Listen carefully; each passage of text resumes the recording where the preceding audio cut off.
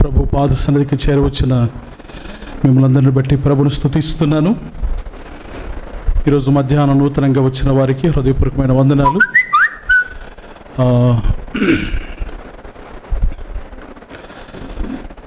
ఈ మధ్యాహ్నం ఇది పరీక్షా సమయం కదా, భోజనం చేసిన తర్వాత అది పెట్టడం కూడా మంచి భోజనం పెట్టారు వీళ్ళు.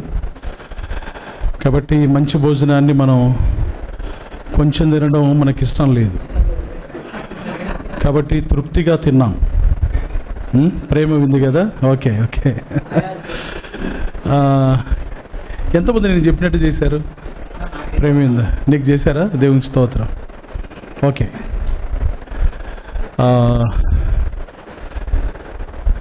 ఇది బాగా విశ్రాంతి తీసుకునే సమయం. ఒక చర్చిలో ఒక పాస్టర్ గారు ప్రసంగం మొదలుపెట్టాడంటే ఇక ఆపడట. అది గంట అయినా, గంటన్నరైనా, 2 గంటలైనా చెప్తూనే ఉంటాడట. అంటే ఉదయం చెప్పిన పాస్టర్, ఈయన వేరే పాస్టర్. చెప్తా ఉంటే వారి చర్చి మెంబర్స్ అంతా, ఈ పాస్టర్ బాగా కోపగాడు, ఎవరైనా ఏమని చెప్తే వినే రకం కాదనమాట, చాలా స్ట్రైట్ ఫార్వర్డ్. చర్చి కమిటీ వారందరూ ఈ పాస్టర్ గారు ఇట్లా చెప్దామబ్బా, చెప్తే ఏమంటాడో, మీకు వినబుద్ధి కాకపోతే లేచిపో అంటాడేమో అని రకరకాలుగా ఆలోచన చేసి ఆయన మాట వినే మార్గం ఏంటి అని ఒక మార్గాన్ని కనుక్కున్నారు. సాధారణంగా పురుషులు ఎవరి మాట వినకపోయినా ఏదో ఒక సమయం ఎవరి మాట వింటారు? వింటారమ్మా? ఓకే. స్త్రీల మాట వింటారు కదా, ఓకే. పురుషులు కూడా ఆ మాట చెప్పడానికి భయపడుతున్నారు, ఎందుకంటే ఆ మాట మేము చెప్తే ఓకే అని. ఈ చర్చి ముఖ్యులందరూ ఆయన లేనప్పుడు ఆయన భార్య దగ్గరికి వెళ్ళారు. ఒంటరిగా వెళ్ళి, అమ్మగారు మీతో చాలా దినాలకు ఒక మాట చెప్పాలనుకుంటున్నాం, పాస్టర్ గారికి చెప్పడానికి మాకు ధైర్యం రావటం లేదు అంటే. ఏందండి చెప్పండి అంటే, ఏం లేదండి, ప్రతి ఆదివారము పాస్టర్ గారు గంటలు వాక్యం చెప్తా ఉన్నాడు, వచ్చిన ప్రజలు కూడా ఆసక్తి చూపించనల్లా, కాబట్టి ఏదో ఒక రకంగా మీరు పాస్టర్ గారికి ఎట్లా చెప్తారో అండి, మీ ఇష్టం, అట్లా ఆయన కొంచెం కంట్రోల్ చేస్తే మంచిది అని అడిగారట. ఓకే నేను చూసుకుంటానులేండి, నేను చెప్తే కూడా వినడండి, ఏదో సందర్భంలో మంచిగా వింటాడు కానీ ఎప్పుడు కోపంగానే ఉంటాడు ఇంట్లో కూడా అని చెప్పిందట ఆమె బాధ వారికి చెప్పుకున్నది. సరే అదును చూసి చెప్తానులేండి అని మాట ఇచ్చింది. మాట ఇచ్చిన ప్రకారం చూస్తూ ఉంది ఎప్పుడు చెప్పాలని. ఏదో ఒక మంచి అనుకూలమైన సమయం దొరికి ఏమండి అని దీర్ఘం తీసింది. మామూలుగా అవసరమైనప్పుడు స్త్రీలు చేసేది అదే కదా, అట్లా ఏమండి అని వేళకు చెప్పు అన్నాడు ఈయన. అంటే ఏం లేదండి, చిన్న మాట, ఎందుకంటే నేను చెప్పక మీకు ఎవరు చెప్తారు, మన ఇద్దరం ఒకటి కదా, ఏదేదో పూత మాటలన్నీ చెప్పి మీరు ఆదివారము మంచిగా వాక్యం చెప్తున్నారు కానీ అంతసేపు చెప్పడం ద్వారా కొంచెం ప్రజలు ఏమైనా ఇబ్బంది పడుతున్నారేమో ఒకసారి ఆలోచన చేయండి అనిందట ఈమె. అంటే కట్టె విరగకుండా పాము చావకుండా. అట్లనా? ఏం లేదబ్బా, నేను మైక్ చూసిన వెంటనే మైకంలాగా వచ్చేస్తుంది, పులిపీటి దగ్గర వెళ్ళాలంటే పుల్లాగా తయారవుతుంటే పూనకంలాగా వచ్చేస్తుంది, ఇంకా చెప్తూనే ఉంటాను, ఎక్కడ ఆపాల్సిందో నాకు అర్థం కావడంలా అని అన్నాడట. అంటే ఈమె చిన్నగా ఆలోచన చేసి, ఏం లేదండి, పప్పర్మెంట్లు ఉంటాయి కదా, పోలో రౌండ్వి, తెలుసా మీకు అందరికీ పోలో రౌండ్వి? ఏం లేదండి, మీరు కోట్ వేసుకొని వాక్యం చెప్తారు కదా, కోట్లో నేను పప్పర్మెంట్ వేసి పెడతాను, ఆదివారం వేసుకొని వెళ్తారు కదా, మీరు ప్రసంగం స్టార్ట్ అయ్యేటప్పుడు జేబులో పప్పర్మెంట్ తీసుకొని నోట్లు వేసుకోండి, అది కరిగిపోయేంత వరకు చెప్పండి, కరిగిపోతుందన్నప్పుడు మీరు ముగించాలా అని ఆలోచన చెప్పిందట. సరే ఈయన ఆదివారం వచ్చింది, కోట్లో పప్పర్మెంట్ వేసింది ఆమె. ఈయన పోయి నిలబడి ప్రియులారా అన్నప్పుడు భార్య ఎదురుగా ఉంది, గుర్తొచ్చింది, పప్పర్మెంట్ తీసి నోట్లు వేసుకున్నాడు. సంఘం అంతా చూసారు, ఏందబ్బా నోట్లు వేసుకున్నాడన్నా అని. ఈయన ప్రసంగం మొదలుపెట్టాడు. భార్య ఏం చెప్పింది, అది కరిగేట మొదలుపెట్టడం ఇంకా చిన్నగా అయిపోయేసరికి మీరు ప్రసంగం మానాలి అని చెప్పింది కదా. ఈయన ప్రసంగం మొదలుపెట్టాడు, యథారీతిగా చెప్తూనే ఉన్నాడు, అది కరగడంలా. అరే ఏమైంది కరగడంలా, ఈయన ఏంది కరగడంలా అనుకుంటున్నాడు, భార్య కూడా ఎదురు కూర్చొని ఏమి ఆయన మారుకోవడం లేదు అని ఈమె అనుకుంటుంది. ఈయన సపరిస్తున్నాడు, ఇట్లా అంటాడు ప్రియులారా అంటున్నాడు, అది కరగడంలా అని. సరే ఆ రోజు కూడా 2 గంటలు వాకింగ్ చెప్పాడు. ఇంటికి వచ్చినాక భార్య అడిగింది, ఏమండి ఈరోజు కూడా అంతసేపు చెప్తే పప్పర్మెంట్ ఇచ్చినంటే పొరపాటున యాజోబులు పప్పర్మెంట్ వేసావని అడిగాడట. అంటే కుడి జోబులు వేసానంటే ఆయన పొరపాటున ఎడమ జోబుల్లో చేయి పెట్టి తీసుకున్నాడంట. దాంట్లో కోటు గుండి ఇంతకుముందు ఊడింది, దాంట్లో పెట్టుకున్నాడట. ఇంకా అది ఎప్పుడు కరుగుతుంది? కరగదు కదా. ఓకే, నేను నా నోట్లో ఏం పెట్టుకోలేదు, నాకున్న సమయంలో ముగిస్తాను. రైట్, ఇవన్నీ ఎందుకు చెప్తామంటే మా బాధలు మావి. మీరు మధ్యాహ్నం పూట వెళ్ళిపోతారేమో వేరే లోకానికని ఈ సంగతులని చెప్తూ ఉంటాం. రైట్, ఈ మధ్యాహ్న కాల సమయంలో ఒక శ్రేష్టమైన విశ్వాసులుగా మనందరి జీవితాల్లో తప్పకుండా ఉండవలసిన ఒక శ్రేష్టమైన డ్యూటీ, మన పని, మన బాధ్యత ఏమై ఉన్నదో ఆ సంగతిని గురించి మనం వినబోతున్నాం. క్రైస్తవ విశ్వాస యాత్రలో సువార్త ప్రకటన అనేది చాలా ప్రాముఖ్యమైంది. యేసు ప్రభు వారు ఆయన ఆరోహణమైన తర్వాత తన శిష్యులకు అప్పగించిన మొట్టమొదటి బాధ్యత ఏంటంటే, మీరు సర్వలోకానికి వెళ్ళి సర్వ సృష్టికి సువార్త ప్రకటించండి, నమ్మి బాప్తిసం పొందినవాడు రక్షింపబడును, నమ్మని వానికి శిక్ష విధించబడును. నేను మీకు ఏ సంగతులైతే బోధించానో ఆ సంగతులన్నీ మీరు బోధించాలి, అనేకులను మీరు శిష్యులుగా చేయాలి అన్నాడు. యేసు ప్రభు వారు చెప్పిన ఈ మాటను మనమందరం ఒకే మాటతో గ్రేట్ కమిషన్ అంటాం. ఆయన చెప్పిన గొప్ప ఆజ్ఞ. ఈ లోకంలో మనము దేవుని నమ్మిన వారము, మనము దేవునికి చెందిన వారము అని గుర్తించబడడానికి సువార్త ప్రకటన అనేది చాలా ప్రాముఖ్యమైంది.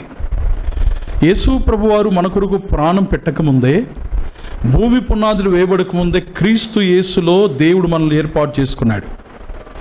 ఆ ఏర్పాటులో ఉన్న శ్రేష్టమైన ఉద్దేశం ఏంటంటే, మన పాపము నుండి మనకు విడుదల కలిగించడం మాత్రమే కాదు, తన రాజ్యములో, తన సంఘములో, తన సహవాసములో మనల్ని చేర్చుకోవడం మాత్రమే కాదు, ఆయన ప్రణాళికలో ఉన్న ఒక శ్రేష్టమైన సంగతి ఏంటంటే, మనమందరము ఆయన సువార్తను మనం ప్రకటించే వారముగా, ఆయన గురించి మనం ప్రకటించే వారముగా ఉండాలి. అందుకే ఎఫెసు పత్రిక 2వ అధ్యాయంలో మనము దేని చేత రక్షించబడ్డామని రాయబడింది. ఎఫెసు పత్రిక 2వ అధ్యాయంలో కృపచేతనే రక్షించబడ్డా, మన క్రియల వలన కలిగినది కాదు. ఎవరు కూడా నేను ఫలాని కార్యం చేయటం ద్వారా నేను యేసు ప్రభువు వారు నా పాపాన్ని క్షమించాలని చెప్పడానికి అవకాశమే లేకుండా దేవుడు తన కృపచేతనే మనల్ని రక్షించాడు. తెరవండి ఆ వచన భాగాన్ని, ఎఫెసు పత్రిక 2వ అధ్యాయంలో ఆ వచన భాగాన్ని మనం చదివి మిగతా విషయాలు త్వరగా మనం చూద్దాం. నా వెనక వచ్చున్నవాడు నాకంటే గొప్పవాడు. ఓకే, కాబట్టి త్వరగా ఈ సంగతులు మనం ముగించుకుందాం. ఎఫెసు పత్రిక 2వ అధ్యాయం 2వ అధ్యాయము 7వ వచనం.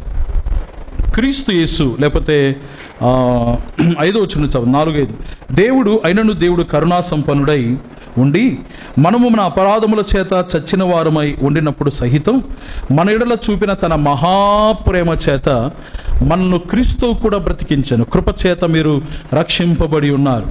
క్రీస్తు యేసునందు ఆయన మనకు చేసిన ఉపకారము ద్వారా అత్యధికమైన తన కృపా మహేశ్వరమును రాబో యుగంలో కనపరచు నిమిత్తం క్రీస్తు యేసునందు మనలను ఆయనతో కూడా లేపి పరలోకమందు ఆయనతో కూడా కూర్చుండబెట్టెను.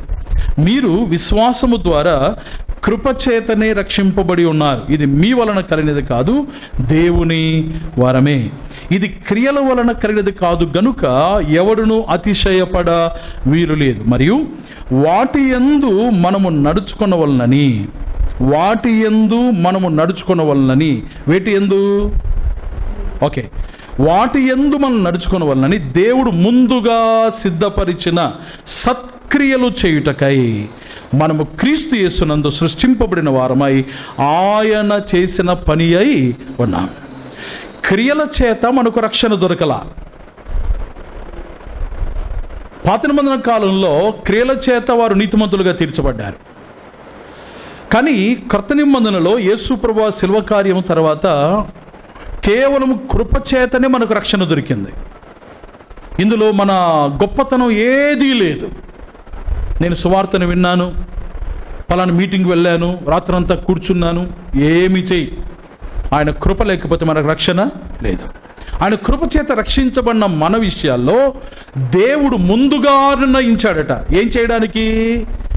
సత్క్రియలు చేయడానికి. అక్కడ రాయబడింది కదండి, దేవుడు ముందుగా సిద్ధపరిచిన 10వ మరి వాటి యందు మనం నడుచుకున్న వలనని దేవుడు ముందుగా సిద్ధపరిచిన సత్క్రియలు చేయుటకై. అంటే దేవుడు మనము చేయడానికి ముందే పని రెడీ చేసి పెట్టాడు. రక్షించబడి ఏదో ఉదయం లేచిన వెంటనే స్వామి దేవుడా అని ప్రార్థన చేసుకొని, ఏదో అలవాటు ప్రకారం బైబిల్ చదువుకొని, దేవుడు మనకు ఇచ్చిన ఉద్యోగమో పనో ఏదో చేసుకొని మరలా రాత్రి వచ్చి మరలా ప్రార్థన చేసుకొని పడుకోవడం కాదు విశ్వాస జీవితం. చాలామంది దీనికి అలవాటు పడిపోయారు. రక్షించబడిన తర్వాత కూడా, తీర్మానం చేసిన తర్వాత కూడా, బాప్తిసం తీసుకున్న తర్వాత కూడా సేవకులుగా మేము ఎక్కువసార్లు ఇచ్చే సలహా ఏంటంటే, మీరు ప్రతిరోజు ప్రార్థన చేసుకోండి, ప్రతిరోజు బైబిల్ చదువుకోండి, ఆ బైబిల్ గ్రంథంలో ఏం చదవాలి ఇవన్నీ చెప్తాం. కానీ ఏం చెప్పామంటే, మీరు ఇతరులకు సువార్త ప్రకటించని చెప్పాం. చాలా సందర్భాల్లో వారు ఆత్మీయ స్థితిలో వారు అభివృద్ధి పొందడానికి అవసరమైన సంగతులేవో బోధించే ఆ సమయంలోనే సువార్త ప్రకటన కూడా తప్పకుండా చేయాలి అనేది బోధించటం చాలా సమయాల్లో లేనేలేదు.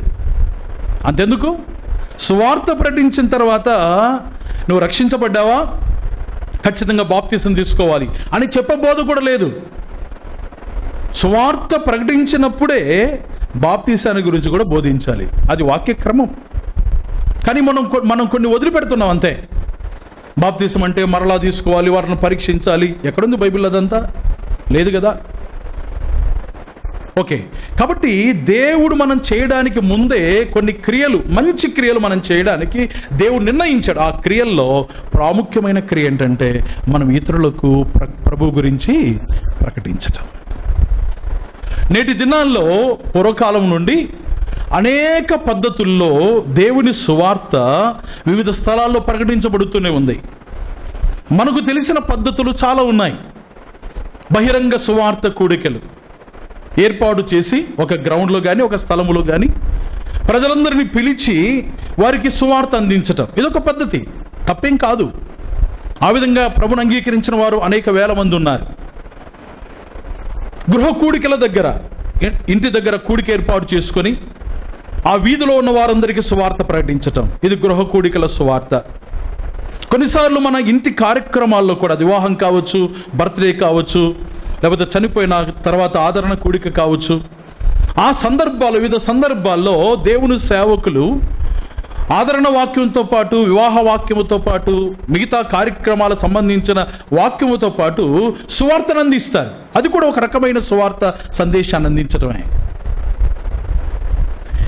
ఇప్పుడు మనం ఆలోచన చేయవలసిన విషయం ఏంటంటే, ఏ విధంగా సువార్త ప్రకటిస్తే ప్రభావవంతంగా ఉంటుంది, ప్రజలను ఏ రీతిగా మనము నేరుగా చేరుకోగలం, ప్రభు కొరకు మన ఆత్మలను ఖచ్చితమైన రక్షణ కార్యాన్ని జరిగేటట్లుగా ఏ రూట్ లేకపోతే ఏ పద్ధతి మనకు దోహదపడుతుంది అని ఆలోచన చేస్తే, మిగతా పద్ధతులన్నిటికంటే, బహిరంగ సువార్తల కంటే, గృహ కూడికల కంటే, టీవీల్లో వర్తమానాల కంటే, రేడియోలో వర్తమానాల కంటే, సువార్త పత్రికలు పంచేదానికంటే, వివిధ మాధ్యమాల ద్వారా మన సువార్త అందించడం దానికంటే శ్రేష్టమైన పద్ధతి ఏంటంటే వ్యక్తిగతంగా సువార్త అందించటం. దీనికి మించిన పద్ధతి అనగా ప్రభు కొరకు ఆత్మలు సంపాదించే విషయంలో, అసలైన ఆత్మలు అంటున్నాను నేను. ఎందుకు ఈ మాట ఉపయోగిస్తున్నానంటే, నేటి దినాల్లో సువార్త అందిస్తున్నా, చివరిలో ఏం చేస్తారు, సువార్త ప్రకటించిన వారు కానీ, ఆ సంఘంలో బాధ్యత గల వారు కానీ ఆల్టర్ కాలిస్తారు. ఏమని? ఈరోజు సువార్త సందేశం విన్నా మీలో ఎవరి హృదయాలైన మార్పు కలగాలని ఇష్టపడుతున్నారా? మీరున్న స్థలములోనే అందరు కళ్ళు మూసుకొని ఉండగా మీరేమి సిగ్గుపడకుండా మీ చేతెత్తి చూపియండి అని మొదటి పాయింట్. రెండోదిగా ఏం చేస్తాం? చేతెత్తిన స్థలములోనే లేచి నిలబడండి. మూడోది ఏమంటాం? ఏమన్నారా? ముందరికి రండి. దగ్గరికి రండి, అదే ముందరికి రండి. ఓకే. అప్పుడు వారు ముందరికి వచ్చిన తర్వాత మనం అందరం హ్యాపీగా ఉంటాం. ఓహో, ఈరోజు మీటింగ్లో 10 మంది ముందరికి వచ్చారు, చేతులు ఎత్తారు, సువార్త ప్రయాసకు దేవుడు ఫలితాన్ని ఇచ్చాడు అని వెంటనే వాట్సాప్లో, ఫేస్బుక్లో మొత్తం ఈరోజు 10 మంది తీర్మానం తీసుకుని, రక్షణ తీర్మానం చేసుకున్న వీరి స్థిరత కోసం ప్రార్థన చేయండి, బలంగా ప్రార్థన చేయండి పెట్టినా మనమే మర్చిపోతాం ప్రార్థన చేయడానికి. నిజమా కాదండి? అంటే సువార్త ప్రకటించిన తర్వాత మన ముందర ఎవరైతే చేతులు ఎత్తారో, ముందరికి వస్తారో వారు రక్షించబడ్డారు అని మన అభిప్రాయం కలిగిన వారుగా ఉంటాం. నిజంగా రక్షించబడ్డారు వాళ్ళు. 10 మంది ముందరికి వస్తే 10 మంది నిజంగా మారుమనసు పొందిన వారేనా? అందరితో ఒకసారి ఒప్పింపజేస్తాం. పలకండి నేను చెప్పినట్టుగా, ఎందుకంటే మీకు పలకడం రాదు కనుక మేము చెప్తున్నా, పలకండి. యేసు ప్రభువా, నువ్వు నిజమైన దేవుని నమ్ముతున్నాను, నువ్వు నా కొరకు మరణించావని నమ్ముతున్నాను. వెంటనే చిలక పలుకలక పలుకుతారు వాళ్ళు. నా పాపాలని క్షమించు, నా పాపాలని క్షమించు, నన్ను బిడ్డగా చేసుకో, నీ బిడ్డగా చేసుకో, యేసు ప్రభు నామమున ఆమేన్. మీకోసం నేను కూడా ప్రార్థన చేస్తాను. తల వంచండి. ప్రభువా, ఈ బిడ్డను మీరు రక్షించావు నాయన, అద్భుత కార్యం జరిగించావు దేవా, నీకు స్తోత్రం తంది, వేలాది స్తోత్రాలు, కోట్లాది స్తోత్రాలు, లక్షలాది స్తోత్రాలు అని చెప్పి మనం ముగిస్తాం. జరిగే కార్యక్రమం తంతంతా ఇంతే కదా. ఇంతకు వారు రక్షించబడ్డారా? వారు ఒప్పించబడ్డారా? యోహాను సువార్త 16వ అధ్యాయం ప్రకారం వారు తీర్పు విషయంలో, పాపం విషయంలో, నీతి విషయంలో వారు ఒప్పించబడ్డారా? ఎవరిని అడగగలుగుతున్నాం అట్లా? నిజంగా మార్పు కలిగిందని చూడగలుగుతున్నామా? నో. అందుకే నేటి సంఘాల్లో పరిశుద్ధత ఎందుకు లేదు, క్రమం ఎందుకు లేదు, ఎందుకు అసమాధానంతో ఉన్నారంటే నిజమైన మారు మనసు వారిలో కలిగితే దేవుని వాక్యానికి సంపూర్ణంగా లోపడతారు కదా. ఎందుకు లోకాచారాలు సంఘంలో ప్రవేశిస్తున్నాయి, విశ్వాసుల మధ్య ఎందుకు లోకాచారాలు ఉండగలుగుతున్నాయి అంటే వారు సంపూర్ణంగా మార్పు చెందలా. ఏదో గుంపులో చేయతటం, ఏదో మా ఇంటి వారందరూ క్రైస్తవులు కాబట్టి మేము కూడా ప్రార్థనకు వెళ్ళాలి కాబట్టి, అదే పనిగా ఇంట్లో అమ్మా నాన్న మమ్మీ డాడీ సతాయిస్తున్నారు కాబట్టి నేను కూడా చేయెత్తాలి, బాప్తిసం ఇస్తారు, బాప్తిసం తీసుకుంటే అమ్మాయ్యా వీళ్ళ పోరు తీరింది అనుకోవడానికి. నేటి దినాల్లో సంఘాల్లో ఒక్కొక్కరిని పలకరించి అడగండి, నిజమైన మార్పు మనసు పొందారా? నేను కూడా ఆ భ్రమలో ఉన్నవాన్నే, ఆ విధంగా ఫీల్ అయిన వాన్నే. దేవుడు నాతో మాట్లాడాడు. పెద్ద పెద్ద సభలు నిర్వహిస్తాం, వేల కొలది, లక్షల కొలది ఖర్చులు చేసి, మంచి మంచి ఏర్పాట్లు చేసి, తృప్తి ఎప్పుడంటే ముందరికి వచ్చినప్పుడు ప్రజలు, తర్వాత ఫలితం ఏం కనపల్లా. లక్షల రూపాయలు ఖర్చు చేసి మంచి ప్రోగ్రాం ఏర్పాటు చేసి, మంచి ఆర్కెస్ట్రా ఏర్పాటు చేసి, సంఘాల మధ్య వాడబడుతున్న మంచి గాయకులు పిలిచి చాలా హంగామాగా ఏర్పాట్లన్నీ చూస్తే ఎట్లుంటాయంటే ఇంకా ప్రధానమంత్రి ఏర్పాట్లు కూడా అట్లా చేస్తాం ఏర్పాట్లు సువార్త సభలకు. అన్నీ చేశాం, చూసాం. చివరికి అర్థమైంది ఏంటంటే దీనివల్ల ఫలితం లేదని. ఇప్పుడు మానేసాం అట్లాంటివన్నీ, చాలా తక్కువ చేస్తున్నాం. నేటి దినాల్లో ఎక్కువగా చేసే పని ఏంటంటే వ్యక్తిగత సువార్త. వ్యక్తిగత సువార్త ద్వారా ఒక వ్యక్తి సంపూర్ణంగా మారగలుగుతాడు. అంటే కూకటి వేళ్లతో పాటు అంటాం కదండి, సంపూర్ణంగా ప్రభును తెలుసుకోగలుగుతాడు. తనకున్న అనుమానాలు, తనకున్న ప్రశ్నలు, తనకున్న ఇబ్బందులు, తనకున్న సమస్యలు ఇవన్నీ కూడా మనతో పంచుకోగలుగుతాడు. మన వాక్య వెలుగులో ఆ వ్యక్తితో మనం క్షుణ్ణంగా విషయాలు చెప్పగలం. బహిరంగ సభలో చెప్పగలమా? గృహ కూడికల్లో చెప్పగలమా? సమాజంగా చేరు వచ్చినప్పుడు చెప్పగలమా? లేదు కదా.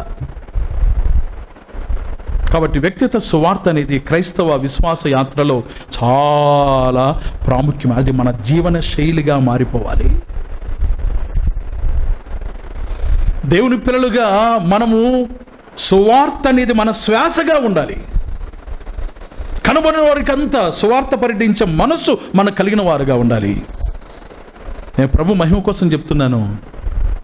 మనకు ఎవరైతే ఎదురు పడుతున్నారో మన ప్రయాణాల్లో, మన రాకపోకల్లో, మనసులో వారందరి కోసం మనం ప్రార్థించాలి. ప్రార్థన చేయగలుగుతున్నామా? నశించిపోతున్న ఆత్మలు కోకొల్లలుగా మన ఎదుట కనబడుతున్నారు. అందులో మన ఇంటి వారు ఉన్నారు, మన బంధుమిత్రులు ఉన్నారు, మన సన్నిహితులు ఉన్నారు, మనతో కలిసి పనిచేసేవారు ఉన్నారు, మన వీధిలో ఉన్నవారు ఉన్నారు, మన పేటలో ఉన్నవారు ఉన్నారు, మన కాలనీలో ఉన్నవారు ఉన్నారు. ఎంతమంది లేరండి? లెక్కేసుకుంటే కొన్ని వేల మంది మనకు పరిచయస్తులు ఉన్నారు. వారందరినీ ప్రభు కొరకు సంపాదించడం ఎట్లా? రేపొద్దున న్యాయపీఠం ఎదుట, క్రీస్తు న్యాయపీఠం ఎదుట మనం నిలబడినప్పుడు అది మంచిదే కానీ చెడ్డదే కానీ ప్రతిదీ తీర్పులోకి తేబోతున్నాడు కదా మన ప్రభువారు. అప్పుడు మన వీధి వారి సంగతి మనం అడిగితే, మన ఇంటి వారి సంగతి మనం అడిగితే ఏం చెప్పగలం దేవునికి? ఒక భక్తుడు పాట రాశాడు, చూడుము నీ ఇంటి వారిని, రక్షణ లేదు కొందరికి, బంధుమిత్రుల విమోచన బాధ్యత నీదే కదా, వహించు భారము నశించు చున్నారెందరో, గతించెను కాలమెంతో అరుదెంచెను అంతము. ప్రభు రాకడ చాలా సమీపంగా ఉంది. సాతానుడు తన కాలము కొద్దిగా ఉందని వాని కార్యక్రమాలు ఉధృతం చేస్తున్నాడు వాడు. ప్రభు రాకడ చాలా సమీపంగా ఉందని ఆయన రాకుడు సిద్ధపడే మనం సిద్ధపడుతున్న మంచిదే, కానీ ప్రభు ఎదుట నిలబడినప్పుడు ఏం చెప్పబోతున్నాం మనం? నీతో పాటు చదివేవారు ఉన్నారు, నీతో పాటు పని చేసేవారు ఉన్నారు, నీతో కలిసి తిరిగేవారు ఉన్నారు, నీతో కలిసి భోంచేసేవారు ఉన్నారు, నీతో చక్కని సహవాసం సంబంధం కలిగిన వారు అనేక మంది ఉన్నారు. కానీ వారు ఇంకా పాపములో, ఇంకా లోకములో ఉన్నారు. వారి విషయంలో మన బాధ్యత ఏంటి? భయం అనిపించట్లేదా? రేపొద్దున మన ప్రభుతో సంతోషంగా ఆయన ఆరాధిస్తూ, ఆయన స్తుతిస్తూ పరలోకంలో మనం సంతోషంగా కేరింతలు కొడతా ఉంటే, మన తోటి వారి నరకంలో కాలుతూ వారు బాధ అనుభవిస్తున్నప్పుడు, ఆ బాధ పడుతూ మన వైపు చూసి ఒకవేళ ఈ విధంగా ఊహిద్దాం, ఒకవేళ ఏమ్రా నా అంబడి పనిచేసావు, నా అంబడి చదువుకున్నావు, నాతో పాటు కాలేజీకి వచ్చావు, నాతో పాటు కలిసి పనిచేసావు, ఒక్కసారి కూడా ఆ ప్రభు ద్వారా దొరికే మోక్షాన్ని గురించి చెప్పలేదే నాతో అని ప్రశ్నించారనుకోండి, పరలోకంలో ఆనందంగా ఉంటామని అనుకునే మనకు ఆనందం దొరుకుతుంది అక్కడ? అందుకే సిగ్గుపడనక్కర్లేని పనివారముగా మన ప్రభువుట నిలబడాలి. అప్పుడు సిగ్గుపడినా, అప్పుడు ఆవేదన చెందినా, అప్పుడు బాధపడినా మరలా వారికి వెళ్ళి సువార్త ప్రకటించగలమా? వారిని రక్షించగలమా? అవకాశం ఇప్పుడే ఉంది. అవకాశాన్ని మనం సద్వినియోగపరచుకోవాలి. సువార్త ప్రకటన యొక్క మూలాధారం మన ప్రభువైన యేసుక్రీస్తు వారు. ఆయన అన్నాడు, కోత విస్తారముగా ఉన్నది కానీ పనివారు ఎంతమంది ఉన్నారు? ఎంతమంది ఉన్నారండి పనివారు? కోత విస్తారం, పనివారు కొద్దిమందే పనివారు ఉన్నారు. ప్రభు రక్షించిన వారు ఎంతమంది ఉన్నారు? ప్రభు చేత కృపచేత రక్షించమన్న వారు ఎంతమంది ఉన్నారు? కొద్దిమందా? అనేకులు ఉన్నారా? అనేకులు ఉన్నారు. సాధారణంగా సువార్త ప్రకటించే పని, సంఘంలో ఆత్మలు చేర్చే పని సేవకుంది అనుకుంటుంటాం, సువార్తికుంది అనుకుంటూ ఉంటాం. ఆ భ్రమలో చాలామంది విశ్వాసులు ఉన్నారు. ఈ మధ్యాహ్నం గమనించండి, నువ్వు ప్రభుని అంగీకరించావా? నువ్వు ప్రభు కొరకు సాక్షిగా ఉండాలి. అపొస్తలుల మొదటి అధ్యాయం 8వ వచనం రాయబడింది, పరిశుద్ధాత్మ మీ మీదకి వచ్చినప్పుడు మీరు శక్తి నందుదురు గనుక మీరు యెరూషలేములోను, రెండవది యూదయ, మూడవది సమరయ, ఆ తర్వాత బూదిగంతముల వరకు 4 భాగాలు ఉన్నాయి ఇక్కడ. మనం ఉన్న స్థలములో దేవుని సువార్తను అందించాలి. మొదట యెరూషలేం, తర్వాత యూదయ, తర్వాత సమరయ, ఆ తర్వాత బూదిగంతముల వరకు. మనం ఎక్కడ సువార్త ప్రకటిస్తున్నా కొంతమందికి అలవాటు ఉంటుంది. యెరూషలేంలో చెప్పరు, యూదయకు పోతామంటారు. యూదయలో చెప్పరు, మేము గలిలయకు పోతామంటారు. గలిలయలో కూడా చెప్పరు, విదేశాలకు పోవాలంటారు కదండి. కొంతమందికి ఉంది అలాంటి ఆశ. తెలుగులో ఒక నానుడి సామెత ఉంది కదండి, ఇంట్లో గెలిచి రచ్చ గెలిచాలి. మరి రచ్చలో గెలుస్తూ ఉంటాం, ఇంట్లో మాత్రం, ఇంట్లో పిల్లట, బయట మాత్రం పులియట. బయట పులిలాగా అంటుంటాం, ఇంట్లో మాత్రం మ్యావ్ మ్యావ్ అనుకుంటుంటాం. విశ్వాసులుగా మన జీవితాల్లో ఏ విధంగా ఉన్నాం? సాక్షులుగా ఉన్నామా? దేవుని సువార్త అందని వారు కోకొల్లలుగా మన చుట్టూ ఉన్నారు. కోత విస్తారంగా ఉంది. కాబట్టి ఏం చేయాలి? నంబర్ 1 ఏం చేయాలి? కోత యజమానుణ్ణి వేడుకోవాలి. ఏమని వేడుకోవాలి? ప్రభువారు చెప్పారు కదా, కోత విస్తారంగా ఉంది, పనివారు కొద్దిగా ఉన్నారు, కోత యజమానుణ్ణి వేడుకోండి అన్నాడు. ఇప్పుడు ప్రభువారు అక్కడ పోయి కోత కోయండి అనలా. ఏమన్నాడు? కోత యజమానుణ్ణి వేడుకోండి అన్నాడు. వేడుకోండి అంటే ఏమని వేడుకోవాలి? ఇప్పుడు మనం వేడుకుంటుంటాం, ప్రభువా నాయన నశించిపోతున్న ఆత్మలు అనేకం ఉన్నాయి దేవా అని ప్రార్థన చేస్తాం. అక్కడి వరకేనా? ప్రార్థన చేసిన తర్వాత ప్రభు ఏం చేస్తాడు? ప్రార్థన చేసిన తర్వాత జవాబు ఇస్తాడు, ఇవ్వడా? జవాబు ఎక్కడి నుంచి మొదలవుతుంది? మన దగ్గర నుంచి మొదలవుతుంది. ఊరికి ఇంటి దగ్గర తిని కూర్చున్నావు, అట్లా పక్కింటి కాడికి పోయి సువార్త ప్రకటించు అంటాడు. బస్సులో ప్రయాణం చేస్తున్నావు, ఇప్పుడే ప్రార్థన చేసి బయలుదేరావు ఇంటికాడ నుండి, నశించిపోతున్న ఆత్మలు దేవా అని ఆ బస్సులో కూర్చున్నావు. నీ పక్కన ఒక వ్యక్తి ఉన్నాడు, చెప్పు సువార్త అని పరిశుద్ధ ఆత్మ ఏం చేస్తుంటాడు? ప్రేరేపిస్తూ ఉంటాడు. ఎక్కడ చెప్తావు అబ్బాయి, బస్సులో ఎవరని చెప్తే బస్సులో ఏమనుకుంటారో, వాళ్ళు ఏమనుకుంటారో ఫీల్ అవుతూ ఉంటాం, సిగ్గుపడుతూ ఉంటాం. నిజమా కాదండి? జరిగేదా కాదు ఇది? మనము ఆ రోజు ఆ వ్యక్తికి సువార్త అందించకపోతే రేపు మరలా ఆ వ్యక్తి మనకు కనబడతాడా? గ్యారంటీ ఇస్తామా? బిలిగ్రహం గురించి ఎవరి చెప్తారు, నాకు కరెక్ట్ పేరు తెలియదు, కానీ ఆయన ఒకరోజు మీటింగ్స్ కోసం వెళ్ళా. బిలిగ్రహం గారు అనుకుంటాను, కరెక్ట్ తెలియదు. మీటింగ్స్ కోసం వెళ్ళాడు ఒక పట్టణానికి. సాయంకాలం కాఫీ తాగుదామని ఒక హోటల్కి వెళ్ళాడట. వెళ్తే ఒక హోటల్లో టేబుల్ దగ్గర కూర్చున్నాడు. సర్వర్ వచ్చాడు. వచ్చి సార్ ఏం కావాలని అడిగాడు. నాకు కాఫీ కావాలని అడిగాడట. లోపల పరిశుద్ధాత్మ దేవుడు ప్రేరేపిస్తున్నాడట. నువ్వు హోటల్కి వచ్చావు కదా, ఇప్పుడు నీ దగ్గరకు వచ్చిన సర్వర్కు సువార్త అందించు అని ప్రేరేపించాడట. ఈయనేమనుకున్నాడంటే, టైం అవుతుంది కదా మీటింగ్కు, మరలా రేపు కూడా వస్తాను కదా, అప్పుడు చెప్దాంలే, రేపు కాస్త అర్లీగా వస్తాను కాఫీ తాగడానికి, కాబట్టి వచ్చినప్పుడు మరలా నేను సువార్త చెప్తానని మనసులో తాను సమాధానం చెప్పుకొని కాఫీ తాగి వెళ్ళిపోయాడట. తాను నిర్ణయించుకున్నట్లుగా మరుసటి రోజు కూడా వచ్చాడట అదే హోటల్కు.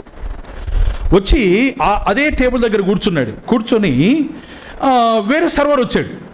వస్తే ఆయన ముఖం వైపు చూసి, ఇతను నిన్న వచ్చినాడు కాదు కదా, నిన్న ఒక వ్యక్తి నా దగ్గరికి వచ్చారండి సర్వ్ చేయడానికి, ఈ టేబుల్ సంబంధించిన వ్యక్తి. మామూలు పెద్ద పెద్ద హోటల్లో టేబుల్కు పలానా వ్యక్తి అని ఉంటుంది, నిర్మించింటారు.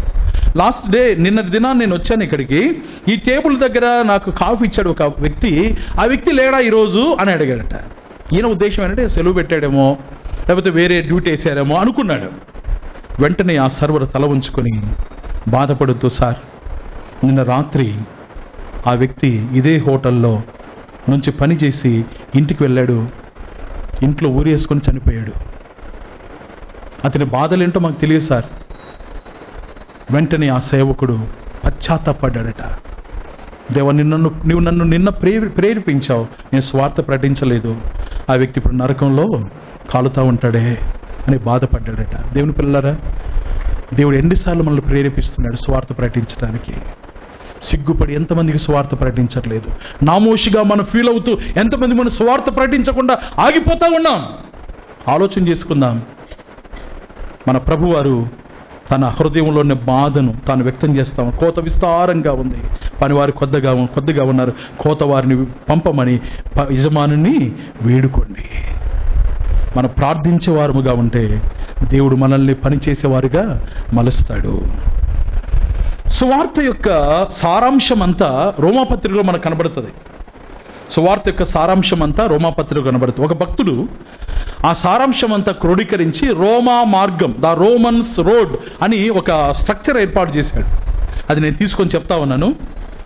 రోమా పత్రికలో మనము ఒక వ్యక్తి ప్రభువును ఎందుకు అంగీకరించాలి, ఏ రీతిగా అంగీకరిస్తే ఏమవుతుందో క్లుప్తంగా రోమపత్రిక కొన్ని విషయాలు ఉన్నాయి. మొత్తం 6 విషయాలు ఉన్నాయి. త్వరగా చెప్తాను. మీకు ఇవ్వబడిన నోట్స్లో కూడా అవి ఉండవచ్చు అని ఓకే ఉంది. అయితే రెఫరెన్స్ అంటే దానికి లేవు, కాబట్టి రాసుకోండి త్వరగా. మొదటిగా మానవుని స్థితి గురించి రామింది. రోమపత్రిక 3:23, అందరూ ఏ భేదము లేదు, అందరూ పాపం చేశారు, దేవుడు అనుగ్రహించే మహిమను, మానవ స్థితి గురించి చెప్పబడింది. రెండవదిగా పాపం యొక్క శిక్ష గురించి చెప్పబడింది. రోమాపత్రిక 6వ అధ్యాయం 23 వచనం, రోమా 3:23లో మానవుని స్థితి, రోమా 6:23లో పాపపు యొక్క శిక్ష గురించి రాయబడింది. ఆ తర్వాత రోమపత్రిక 5:8లో మనం పాపములమై ఉండగానే క్రీస్తు మన కొరకు చనిపోయాడు అని దేవుని ప్రేమను గురించి ప్రస్తావించబడింది. దేవుని ప్రేమ రోమపత్రిక 5:8లో.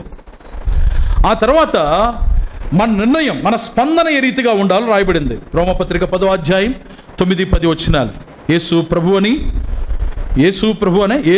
అనే చెప్పండి. యేసు ప్రభు అని నిన్నోటితో ఒప్పుకొనా? యేసు ప్రభువు అని ఒప్పుకొనా? యేసు ప్రభువు అని ఒప్పుకోవడం. మన స్పందన ఆ రీతిగా ఉండాలి. మన పాపమైన గ్రహించిన తర్వాత, మనకు శిక్ష ఉంది అని గ్రహించిన తర్వాత, దేవుని ప్రేమ ఎరిగిన తర్వాత మన నిర్ణయాన్ని ప్రకటించాలి. అదే రోమా 10:9లో రాయబడింది. ఆ తర్వాత మనం ఎప్పుడైతే రక్షించబడతామో అప్పుడు మనకు ఒక వాగ్దానం చేయబడింది. రోమా 8:1, క్రీస్తు యేసునందున్న వారికి ఏ శిక్షా విధి లేదు. రోమా 10:13లో కూడా ప్రభునామమున ప్రార్థన చేయవాడు వాడు రక్షింపబడున రాయబడింది. మనకు ఒక వాగ్దానం ఇవ్వబడింది. ఆ తర్వాత రోమా 8:1లో సమాధానకరమైన వాగ్దానం ఏంటంటే మనకు ఏ శిక్ష లేదు, దేవునితో మనకు సమాధానం. ఈ 6 సంగతులు రోమా మార్గం, ద రోమన్స్ రోడ్ అని ఒక భక్తుడు దాన్ని క్రోడీకరించి రాశాడు. కాబట్టి మనం స్వార్థ ప్రకటించడానికి ఈ 6 సూత్రాలు చాలా ఉపయోగపడతాయి. అనగా ఒక వ్యక్తి పాపి అని మనం చెప్పడానికి, అతని స్థితిని గురించి చెప్పడానికి మనకు ఉపయోగపడే వచనం రోమా 3. ఈ విధంగా రోమపత్రికలో 6 సంగతులు మనం ఆధారం చేసుకొని వారికి సువార్త మనము అందించవచ్చు. వ్యక్తిగత సువార్త పద్ధతిలో కొన్ని ప్రాముఖ్యమైన సూత్రాలు బైబిల్ గ్రంథంలో మనకు కనబడతాయి. బైబిల్ ఆధారిత బైబిల్ సంబంధిత సువార్త పద్ధతులు మీకు నోట్స్లో కూడా ఈ సంగతులు ఉంటాయి కనుక శ్రద్ధగా ఆలకించండి. చెప్పే రెఫరెన్స్లు కూడా శ్రద్ధగా రాసుకోండి. మొదటి పద్ధతి ఏంటంటే సంభాషణాత్మక మరియు సంబంధ ఆధారిత పద్ధతి. సంభాషణాత్మక మరియు సంబంధ ఆధారిత పద్ధతి. ఈ పద్ధతిని మనము యోహాను సువార్త 3-4 అధ్యాయాల్లో చూడగలం. 3-4 అధ్యాయాల్లో. 3వ అధ్యాయంలో ప్రభువైన యేసుక్రీస్తు వారు ఎవరితో మాట్లాడినట్టు రాయబడింది? ఎవరైనా చెప్పగలరా మీరు?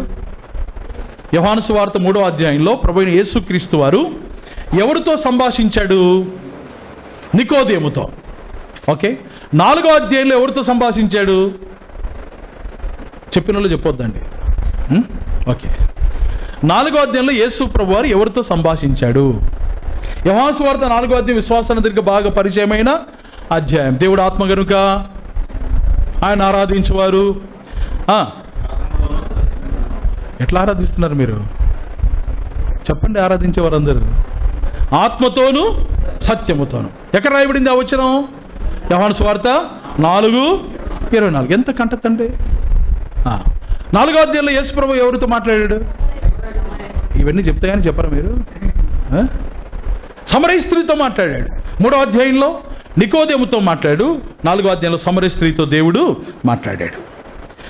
ఇక్కడ ప్రభువారు తానే స్వయంగా వ్యక్తిగతంగా ఏ రీతిగా సువార్త ప్రకటించాలో ఆయన సంభాషణలో మనం నేర్చుకునేటట్టుగా ఆ సంగతులని గ్రంథస్థం చేయబడ్డాయి. ఓకే. యేసు ప్రభువారి మనస్సు ఎరిగిన యోహాను ఆ సువార్త రాశాడు. ఆయన ఎంత బాగా సంభాషించగలడో, ఎంత జ్ఞానయుక్తంగా మాట్లాడగలడో అవన్నీ కూడా యోహానుకు బాగా తెలుసు. ఇప్పుడు ఆ సంభాషణలన్నీ ఉన్నట్టుగా యోహాను అక్కడ రాశాడు. నికోదేముతో ప్రభువారు మాట్లాడుతున్న సందర్భంలో, సమరయ స్త్రీతో ప్రభు మాట్లాడుతున్న సందర్భంలో కొన్ని తేడాలు మనం చూస్తాం. నికోదేము పురుషుడు, సమరయ స్త్రీ తేడా. మీరు ఒకవేళ వీలైతే మీ నోట్స్లో అది లేదు కానీ మీరు ఇట్లా గీతలు కొట్టుకొని రాసుకోవచ్చు. దాన్ని అంశం రాసుకోండి. మొదట అంశం. రెండవదిగా ఏంటంటే నికోదేము పేరు రాసుకోండి. 3వ కాలములో సమరయ స్త్రీ అని రాసుకోండి. ఒక 5-6 సంగతులు చెప్తాను. మొదటిగా అంశం, రెండవదిగా నికోదేము, మూడవదిగా సమరయ స్త్రీ. నికోదేము దగ్గర యోహాను 3 అని రాసుకోండి బ్రాకెట్లో. సమరయ స్త్రీ దగ్గర యోహాను 4 అని రాసుకోండి. వారి ఏమంటారంటే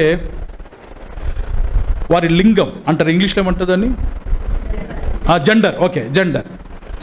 నికోదేము దగ్గర పురుషుడు అని రాసుకోండి. పురుషుడు రాసుకుంటారు, ఏం రాసుకుంటారు?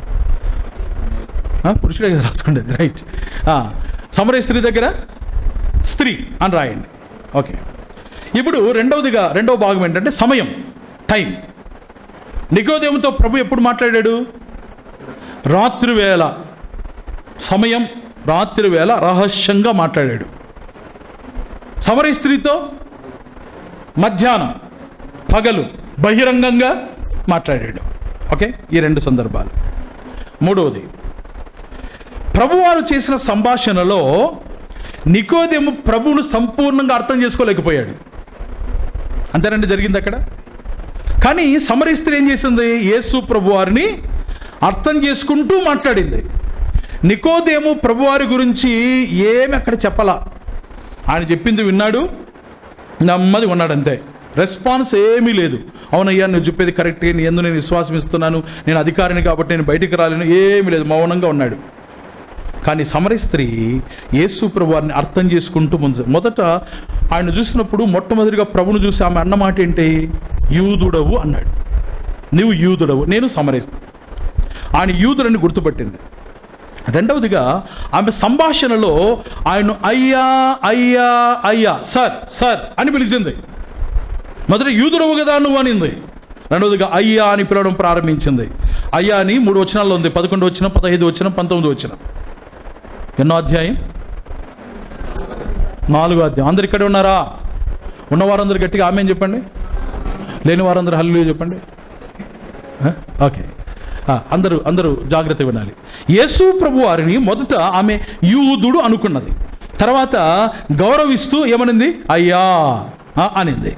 మూడవదిగా ఆయన నీళ్లు, నేను ఇచ్చే నీళ్ళు ఎప్పుడు ఎవరు దప్పికొండరంటే ఆ నీళ్ళు నాకు కూడా కావాలయ్యా అని అడిగింది. అంటే ఆయన ఇచ్చేవాడుగా గుర్తించింది. ఓకే, 3వ స్టెప్ అది. 4వదిగా ఏం పుష్పరాజ్? 4వది ఏం చేసింది? సెల్లు చూసింది. ఓకే, కాదు, ఆయన సెల్లు చూస్తున్నప్పుడు చెప్పాను. ఓకే, 4వదిగా ఆమె ఏం చేసింది? నంబర్ 1 యూదుడు అనుకున్నది. రెండవదిగా మర్యాదిస్తూ మాట్లాడింది, అయ్యా అంటూ మాట్లాడింది. 3వదిగా ఇచ్చేవానిగా గుర్తించింది. 4వదిగా 19 వచ్చిన అంటది, ప్రవక్త, నువ్వు ప్రవక్తవని నేను నమ్ముతున్నాను అన్నది. ఇక చివరికి ఆయన ఏమని గుర్తించింది? మెస్సియా, నువ్వు రక్షకునివి, రాజ్యాన్ని స్థాపించేవానివి, మేము ఎవరి కోసమైతే చూస్తున్నామో ఈ మెస్సీ ఈయన కాడా అని ప్రకటించడం మొదలుపెట్టింది. అంటే యేసు ప్రభువారు వ్యక్తిగత సువార్త అందించినప్పుడు 2 రకాల ఫలితాలు మనం చూస్తున్నాం. ఒకటి, ఫలితం కనబడింది వెంటనే. రెండవదిగా వెంటనే ఫలితం కనబడింది. ఇప్పుడు ఫలితం కనబడలేదు అని ప్రభు ఏమన్నా నిరాశ చెందాడా? ఏం నిరాశ చెందాలా? కానీ ఆ ఫలితం ఎప్పుడు కనపడింది చెప్తారా ఎవరైనా? నికోదేముకు సువార్త అందించిన తర్వాత ఆ ఫలితం ఇంతకు చరిత్రలో కనబడిందా లేదా? కనబడింది లేండి, అనుమానం పెట్టుకోకండి. ఎప్పుడు కనబడింది ఆ ఫలితం? అదేం చెప్పగలరా?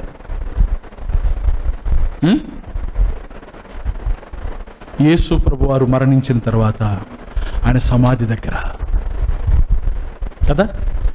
ఎవరితో పాటు? అరిమతయి యేసుతో పాటు నికోదేము కూడా వచ్చి యేసు ప్రభు వారిని సమాధి.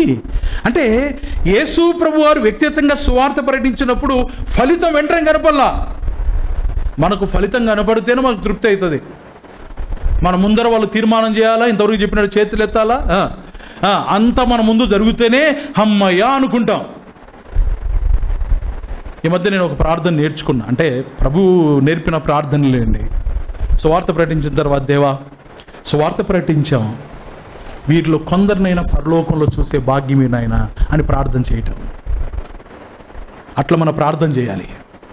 ఇప్పుడు యేసు ప్రభు వారు వ్యక్తిగతంగా నికోదేముకు సువార్త అందించాడు. ఫలితం ఎప్పుడు కనపడింది? ఆయన మరణించిన తర్వాత కనపడింది. నిజమా కాదండి? సమరయ స్త్రీ ఫలితం. కాబట్టి ఫలితం అని రాసుకొని వెంటనే సమరయ స్త్రీ కాడ నికోదేము కాడ ఆలస్యముగా అని రాసుకోండి. కాబట్టి ఫలితాలు ఎప్పుడైనా రావచ్చు. మనము సువార్త ప్రకటించి మౌనంగా ఉండాలి, అంతే. ప్రార్థన చేస్తూ ఉండాలి.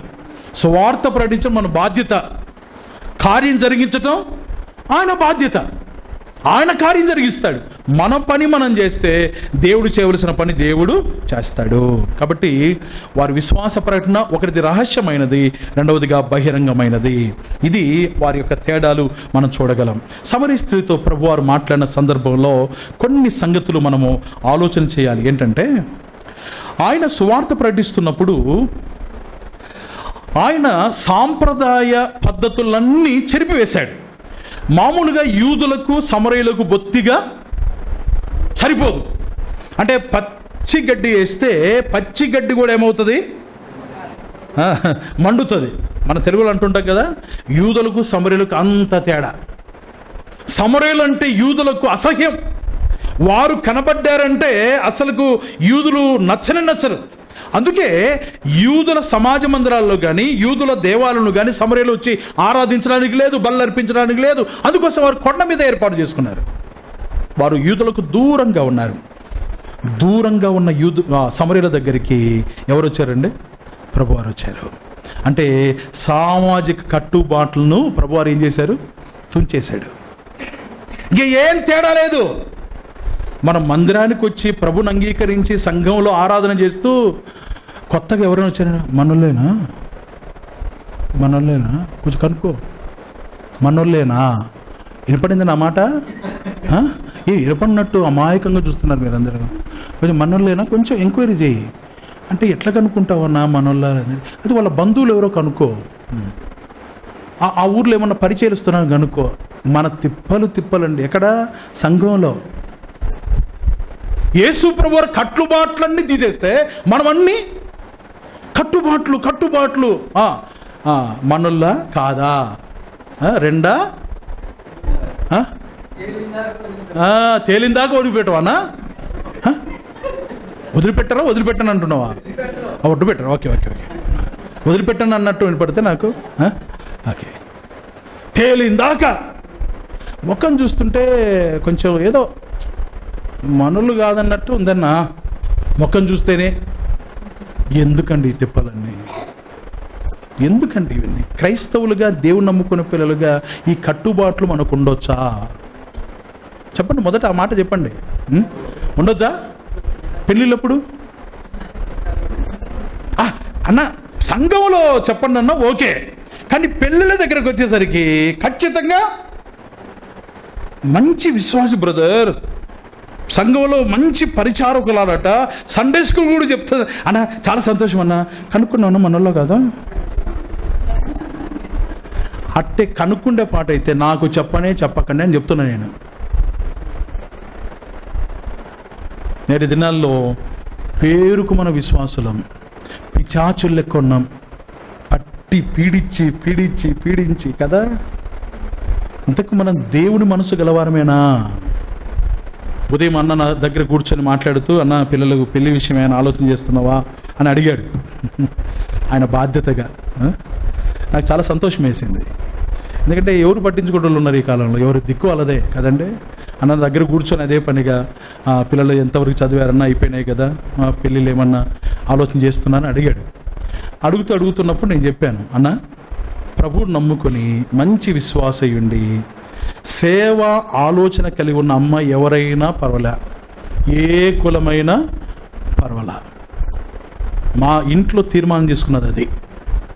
మా స్థానిక సంఘంలో కూడా ఈ భేదం అనేది ఉండదు, బొత్తిగా ఉండదు. దేవుని సంఘం అట్లా ఉండాలి. ఆ విధమైన మనసు మనకుంటే మనం సువార్త ప్రకటించడానికి అడుగు ముందుకేస్తాం. ఇప్పుడు సమరయులకు యూదులకు సరిపోదు బొత్తిగా. కానీ ప్రభువారు ఏం చేశారు? ఆ కట్టుబాట్లు తెంచుకొని, యూదులు ఏమనుకున్నా పర్వాలేదు, నన్ను సమరయునితో గాటగట్టినా పర్వాలేదు, నేను మాత్రం ఆ మధ్యాహ్న వేళ ఆ స్త్రీకి సువార్త ప్రకటించాలి. బయలుదేరి వచ్చాడండి. శిష్యులందరూ ఏదో ఆహారం కొనడానికి వారు వేరే గ్రామానికి వెళ్ళినా ఈయన మాత్రం బావి దగ్గర ఉన్నాడు. ఎవరి కోసం ఉన్నాడు? తన కులస్తుల కోసమా? తన సంబంధికుల కోసమా? సమరయ స్త్రీ, వెలివేయబడిన స్త్రీ, సమాజంలో ఏమాత్రం మంచి విలువలేని స్త్రీగా ఆమె గుర్తించబడి, అలాంటి స్త్రీకి ప్రభువారు బోధించడం మొదలుపెట్టాడు. ఆయన ఏమేమి సరిహద్దులు అధిగమించాడండి? కట్టుబాటు సరిహద్దు అధిగమించాడు. తర్వాత హోదా, వ్యక్తిత్వం, స్థితి, ఇవన్నీ కూడా. ఇప్పుడు వ్యభిచారంలో బతుకుతుంది ఆమె. అప్పటికి ఎంతమంది అంట ఆమెకు? అప్పటికి ఎంతమంది అట? మర్చిపోయారా? ఇప్పుడు మా మందిరం కట్టిస్తున్నాం కొత్తగా నందికొట్కూరులో. మా సెంటరింగ్ పనిచేయడానికి ఒక వ్యక్తి వచ్చాడు, ముస్లిం అతని గురించి నాకు చెప్పేటప్పుడు వేరే తెలిసిన వారు, అన్న ఆయనకు 3 భార్యలు అన్నా అని చెప్పారు. ఆయన వచ్చాడు మాట్లాడడానికి. నేను మాట్లాడుతూ సాయిబు ఏమి 3 పెళ్ళిళ్ళు ఎందుకు చేసుకున్నావు సాయిబు అని అడిగాను ఊరికే. ఆయన ఏదేదో కారణాలు చెప్పాడు. కానీ తర్వాత అందరికీ న్యాయం చేస్తున్నావు సార్, 3 బతికిస్తున్నాను నేను, 18 మంది పిల్లలంట, అందరు నా చేత బతుకుతున్నారు. ఎంత గ్రేట్గా చెప్తున్నాడు ఆయన. మన సమరయ స్త్రీ ఎంతమంది అండి ఆయన? ఆమెకు గుర్తులేదా? 5 మంది భర్తలు. ఇప్పుడున్నాడు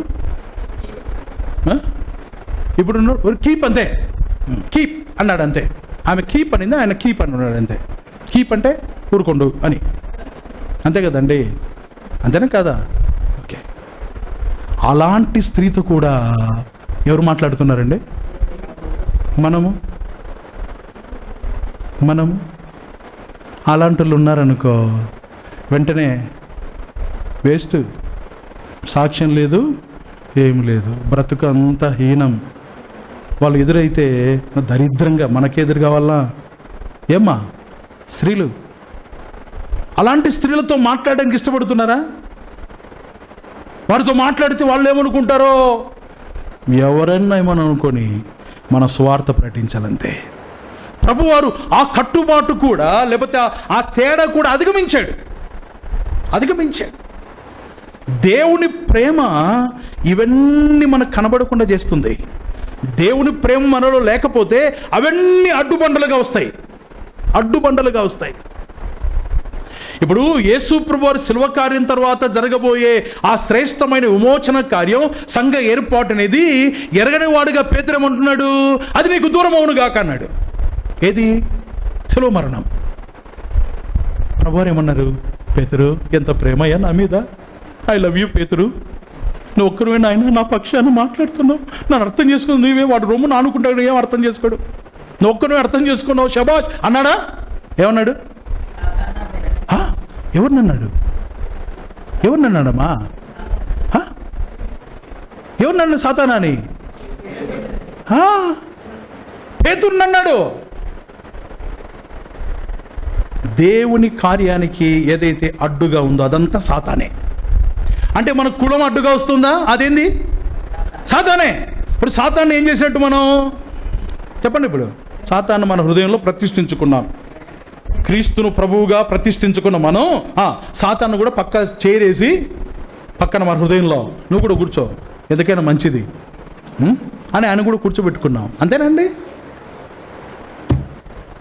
యేసు ప్రభువారు వ్యక్తిగత సువార్త విషయంలో ఆయన సరిహద్దులు దాటి కట్టుబాట్లు చెరిపివేసి ఆయన ఆమెతో మాట్లాడడానికి ఇష్టపడ్డాడు. ఈయన ప్రవక్త, ఈయన మెస్సియా, ఈయన లోక రక్షకునిగా వచ్చినవాడు. దూతలే ప్రకటించారు కదండి, ఏమని? ఇదిగో ప్రజలందరికీ కలుగబో మహా సంతోషకరమైన సువర్తమానమైన రక్షకుడు మీ కొరకు పుట్టి ఉన్నాడు, ఈయన ప్రభు అయిన యేసుక్రీస్తు వారు అని ప్రకటించిన దూతలు. ఆ ప్రకటన అనేది అది స్థిరమైన ప్రకటన. అలాంటి లోక రక్షకుడు పరలోకం నుండి దిగి వచ్చిన ప్రభువారు ఎక్కడ నిలబడ్డాడండి? బావి దగ్గర నిలబడ్డాడు. ఎవరి కోసం నిలబడ్డాడు? ఒక స్త్రీ కోసం నిలబడ్డాడు. ఆ స్త్రీ ఎలాంటిది? చెడు జీవితాన్ని జీవిస్తున్న స్త్రీ. సమాజం ఆమెను వెలివేసింది. ఆమె అంటే ఎవ్వరు ఇష్టపడేవారు కాదు. అలాంటి స్త్రీకు సువార్త ప్రకటించడానికి ఆయన ఇష్టపడితే, దేవుని పిల్లలారా, మన మనసు ఏ రీతిగా ఉంది సువార్త ప్రకటించే విషయంలో? హోదా కోరుకుంటున్నాం. మనకు సరిపోయిన వారే, మన సమాన హోదా గల వారితోనే మనము దేవుని మాటలు చెప్పడానికి ఇష్టపడుతున్నామంటే మిగతా వారందరూ ఏం కావాలి?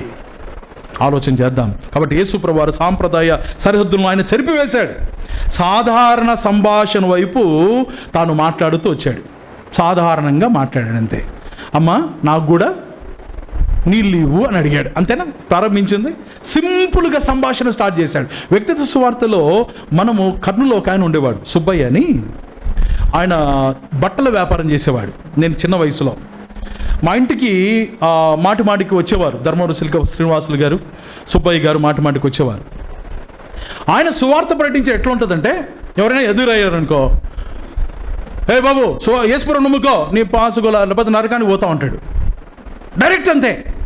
యేసుపురం నమ్ముకో నీ పాసుగోల అంటాడు. పాసుగోల అంటే ఏదో నాకు తెలియదు అర్థం అది అన్నా, నీ మనిషి వేసారానే. ఓకే, అంటే యేసుపురం నమ్ముకో లేకపోతే నరకానికి పోతావు. అట్లా ఎవరికైనా సువార్త చెప్పండి ఇప్పుడు, ఏం చేస్తారు కదండి? అట్లా చెప్పడానికి అవకాశం ఉందా? లేదు. ఆ దినాల్లో ఆయన పెద్ద మనిషి కనుక అది జరిపోయింది. ఇప్పుడు మనం దారిలో ఎదురైనప్పుడు ఎవరైనా యేసుపురం కొన్నారు కానీ పోతామంటే ఎవరో ఏందిరా మాట్లాడి నువ్వు అంటారు లేదండి. సంభాషణ ప్రభువారు ఏం చేశారు? అమ్మా నీళ్ళ కోసం వచ్చావు కదా, నీ దగ్గర కుండ ఉంది, నా దగ్గర కుండ లేదు, నువ్వు నాకు దాహానికి నీళ్ళు ఇవ్వు. సింపుల్గా ప్రారంభించాడు అంతే. మనం కూడా సువార్త ప్రకటించేటప్పుడు మొదట సింపుల్గా ప్రారంభించాలి. సింపుల్గా. ఉదాహరణకు సూపర్ మార్కెట్కి వెళ్ళాం, మనము కందిబ్యాలు తీసుకుంటా ఉన్నాం, ప్యాకెట్ ఉంది. వాళ్ళ పక్కన వాళ్ళు కూడా ప్యాకెట్ తీసుకుంటారు. సార్ ఈ కందిబ్యాలు బాగుంటాయా అని అడగాలి వాళ్ళను. బాగుంటాయేమో అండి అంటే, మీరు ఇంతకుముందు వాడలేదండి, నేను కూడా ఫస్ట్ టైం అండి. సంభాషణ అట్లా మొదలు పెట్టాలి. అట్లా మొదలుపెట్టి మనకు సూపర్ మార్కెట్కి పోతే మనము మన హోదా కనపరచుకొని చూస్తుంటాం. వాడు ఒక ప్యాకెట్ వేసుకుంటే మనం 2 ప్యాకెట్లు వేసుకుంటాం. జరుగుతుందా లేదా విశ్వాసాల మధ్య ఇది? సూపర్ మార్కెట్ నేను పెట్టిన పేరు శోధన షాప్ అని పెట్టిన. మనం పోయింది 4 వస్తువులకు, కొనేది 40 వస్తువులు. నిజం కదండి? వాడు అన్ని పెట్టింటాడు శోధనలాగా, అన్ని వరుసగా. మన బండి తీసుకొని మళ్ళీ బండి కూడా కాదు, బాస్కెట్టే సరిపోతుంది మనకు. అందరు బండ్లు తీసుకుంటే మనం కూడా ట్రాలీ తీసుకొని ఎన్ని వస్తువుల కోసం పోయాం? 4 వస్తువుల కోసం బాస్కెట్ సరిపోతుంది. బాస్కెట్ తీసుకోవడానికి నామోషి మనకు, ఎందుకంటే అందరూ బండ్లు దొబ్బుతున్నారు. మనం కూడా ఏం దొబ్బాలి? బండ్లు దొబ్బాలి, దాన్ని నిండా వేసుకోవాలి.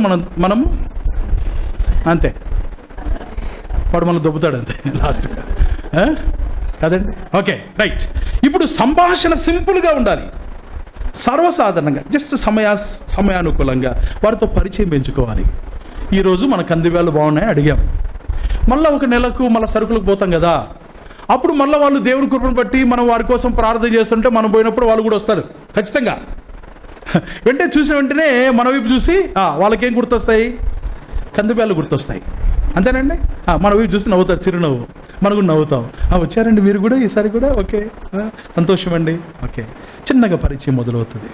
మనం మొదటి రోజు కనుక కందిబ్యాలు తీసుకుంటున్నావు సిస్టర్, చాలా మంచి సిస్టర్, ఈ కందిబ్యాలు తింటే ఆరోగ్యం వస్తాను అనుకుంటున్నాం, కానీ నువ్వు ఈ లోకం చాలా ఇస్తే నరకానికి వెళతావు అన్నావు అనుకో, ఫస్ట్ సారే ఏమవుతుంది? కాబట్టి యేసు ప్రభు వారి మాదిరి ఏంటంటే సింపుల్గా సంభాషణ స్టార్ట్ చేశాడు. నీళ్ళు అడిగాడు. నెక్స్ట్ ఏమన్నాడు? ఈ నీళ్లు తాగినవాడు దప్పిగా ఉంటారమ్మా, నేనిచ్చే నీళ్లు తాగువాడు దప్పిగా ఉన్నాడు అని జస్ట్ ఒక మాట అట్టేసాడు అంతే. ఒక విత్తనం వేసినట్టుగా ఒక డ్రాప్ అట్టేసాడు. నేనిచ్చు నీళ్లు తాగువాడు. వెంటనే ఆలోచనలో పడింది ఆమె. ఏంటబ్బా, నా నుంచి నీళ్ళు అడిగాడు, నేను ఇచ్చిన నీళ్ళు తాగితే దప్పిగా ఉంటారంట, ఈయన దగ్గర నీళ్ళు ఏమున్నాయి? ఆమె ఆలోచించే విధానంలో ఒక మాట వేసాడు ఆమెకు అంతే. మనం కూడా స్వార్థ ప్రకటించేటప్పుడు వెంటనే మొత్తం ఇప్పేయకూడదు రహస్యం అంతా. జస్ట్ ఆలోచించడానికి అవకాశం ఇవ్వాలి, ఆలోచించడానికి ఏదో ఒక పాయింట్. నేను సాధారణంగా, అంటే అందరు చేయాలని కాదు కానీ, కొంతమంది హిందువులతో మాట్లాడుతున్నప్పుడు కొంచెం సన్నిహితంగా ఉన్నవారితో మాట్లాడుతున్నప్పుడు దేవుడు అంటే ఎవరని మాట్లాడుతాను. సాధారణంగా దేవుడు అంటే ఎవరు, ఎందుకు మనం దేవుడిని మొక్కుతాం, ఎందుకు భక్తి ఉంటాం అంటే మన అవసరతలు తీర్చబడినకి సార్ అంటారు. ఆ తర్వాత దేవుడిని ఎందుకు మొక్కుతాం అంటే ఆ దేవుడు మనం చేసిన తప్పులన్నీ క్షమిస్తాడు. ఓకే, ఈ విధంగా రూట్లోకి వచ్చిన తర్వాత ఇప్పుడు ఇప్పుడు దేవుడు అంటే మనకంటే మంచి గుణాలు కలిగిన వాడు దేవుడు కదా అని అడుగుతా, అంతే కదా సార్? అంతే. ఇప్పుడు మనకు కోపం ఉంది, దేవునికి ఏముండకూడదు? కోపం ఉండకూడదు. మనకు దొంగతనం చేసే బుద్ధి ఉంది, దేవుడికి ఏముండకూడదు? అంటే జస్ట్ వాళ్ళ నుండే రాబట్టాలి ఇవన్నీ. మనకు రకరకాల గుణాలు ఉన్నాయి, వారికి దేవుళ్ళకు అవన్నీ ఉండకూడదు. ఒకవేళ ఉన్నాయనుకో అని అనాలి, అంతే. ఇంకా ఆడికి వదిలిపెట్టాలి. ఇంకా మళ్ళీ కనపడినప్పుడు ఆలోచన చేసినావా అడగాలి, అట్లా చేయాలి వాళ్ళను. ఇప్పుడు ఆలోచన చేస్తాను, నిజమే కదా, నాకు దొంగతనం చేసేది ఆయన విన్నదేనే, నేను ఇద్దింటి, ఆయన యుద్ధం చేశా, నేను పక్కింటిలను కొడితే ఆయన నేను ఒకటే. నేను అసలు మాట ఒకటి చెప్తాను, అందరూ ఉపయోగించకండి, అది ఉపయోగించాలని కదా, మళ్ళీ ఉపయోగించి మాకు జాషువా చెప్పినాడు, అందుకు నేను అడిగినా అని పోలీస్ స్టేషన్లో చెప్పారు.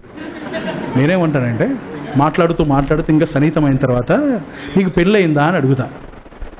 అంటే అయింది సార్. ఎంతమంది భార్యలు అంట? ఒకరే సార్. మళ్ళీ నువ్వు మొక్కే దేవునికి సర్వసాధారణంగా ఎంతమంది ఉంటారు? 2 ఉంటారు. నువ్వు మేలా ఆయన మేలా? నువ్వు మేలా ఆయన మేలా? ఎవరు మేలు? మీకు ఎవరు మేలు? అన్న వెంటనే వాళ్ళకు బలుపు వెలుగుతుంది. నిజమే కదా, ఆలోచించే ప్రశ్న కాదు అది. అన్ని సమయాలు ఏమని చెప్పడం లేదు మన ప్రియులారా, అన్ని సమయాలు వాళ్ళకున్న సన్నిహితాన్ని బట్టి, మనకున్న పరిచయాన్ని బట్టి. ఓకే, అంటే ఆలోచించే ఆ అవకాశం వారికి ఇవ్వాలి. యేసుప్రభువారు ఆ రీతికి ఇచ్చాడు. ఆ తర్వాత ఆమెలో ఉన్న చేదు నిజాలను చిన్నగా బయట పెట్టాడు. అమ్మా, నేను నీకు నీళ్ళు ఇవ్వాలంటే నీ భర్తను తీసుకోరా. అంటే నేను నీకు చెప్పేది నీకు ఒక్కదానికి సంబంధించింది కాదు, నీ ఇంటి వారికి కూడా సంబంధించింది. ఇంతకు ప్రభువారు ఆమె భర్తకు సువార్త చెప్పాలనుకున్నాడా, లేకపోతే ఆమె రహస్యాలు బయట పెట్టాలనుకున్నాడా? ఆమె రహస్యాలు బయట పెట్టాలనుకున్నాడు. అంటే ఆయన ప్రవక్త గనక, దేవుని కుమారుడు గనక, ఆమెను లోపాన్ని సరిచేయడానికి, ఆమె తప్పులు ఎత్తి చూపించడానికి ఆయన అవకాశంగా దాన్ని తీసుకున్నాడు. నాకు ఒక స్నేహితుడు ఉన్నాడు, ఇప్పుడు కూడా స్నేహితుడే, హిందూ సహోదరుడు. నాకు చిన్నప్పటి నుండి బాగా క్లాస్మేట్ కనుక బాగా పరిచయం. ఒకసారి నాకు సడన్గా వాడు కనపడ్డాడు నందికొట్కూరులో. డ్రెస్ మారిపోయింది, కాళ్ళకు చెప్పులు లేవు. ఆపాను. ఏం రా అన్నాను. రానొద్దు స్వామి అనాలన్నాడు. నిన్నేం స్వామి అంటావురా అన్నా. మళ్ళా రానొద్దు స్వామి అంటున్నాను. నన్ను మళ్ళా నన్ను స్వామి అనొద్దు నేను, వాడు నన్ను స్వామి అని వాడు. కొంచెంసేపు వాదన జరిగింది. నన్ను స్వామి అంటుంటే వద్దు, నన్ను స్వామి అనొద్దు అని నేను వాడిని రే అంటుండే, వాడు స్వామి అనమంటున్నాడు. నేనే వద్దు అంటున్నా, వాడు కావాలంటున్నాడు. సరే ఇంతకు ఎందుకు వేసుకున్నావురా అని అడిగా. అంటే అదే ఇంకా మామూలు సంభాషణ వచ్చేసింది. వాడు కూడా రా అంటున్నాడు. ఇంకా నేను రాను, వాడు రాడు. ఓకే, అదేరా తప్పులు చేసినాం కదా, అడుగు వేస్తే కొంచెం పుణ్యం దొరుకుతుంది, తప్పులన్నీ దేవుడు తీసేస్తాడా అనుకున్నాడు. నిజంగా తీసేస్తాడా అన్న. ఏమో మాకేం తెలుసు, పోతా వస్తా అన్నాడు. వచ్చినాక అడుగుతలే అన్న. వచ్చినాక అడిగా, పోయినవన్నీ చేసినవన్నీ పోయినావరా అంటే వాడు తల దించుకుంటున్నాడు. ఏం రా అన్న. ఇక్కడున్నప్పుడు వారానికి ఒకసారి స్నేహితులు తాగేటోడు. ఈ 40 రోజులు ఎంతైతే తాగలేదో ఆన్నే కేరళలో తాగి మొత్తం వచ్చినాడు. ఇట్లనే అడిగా, నిజంగా మారినావా, నిజంగా క్షమించబడ్డావా, నిజంగా దేవుడు నీ తప్పును క్షమించాడంటే ఇంకా ఎక్కువ తాగినారా అని అంటున్నాడు. స్నేహితుడు గారు చెప్పాడు, వారి లోపాలు మనం గుర్తించేటట్టుగా మనం మాట్లాడాలి.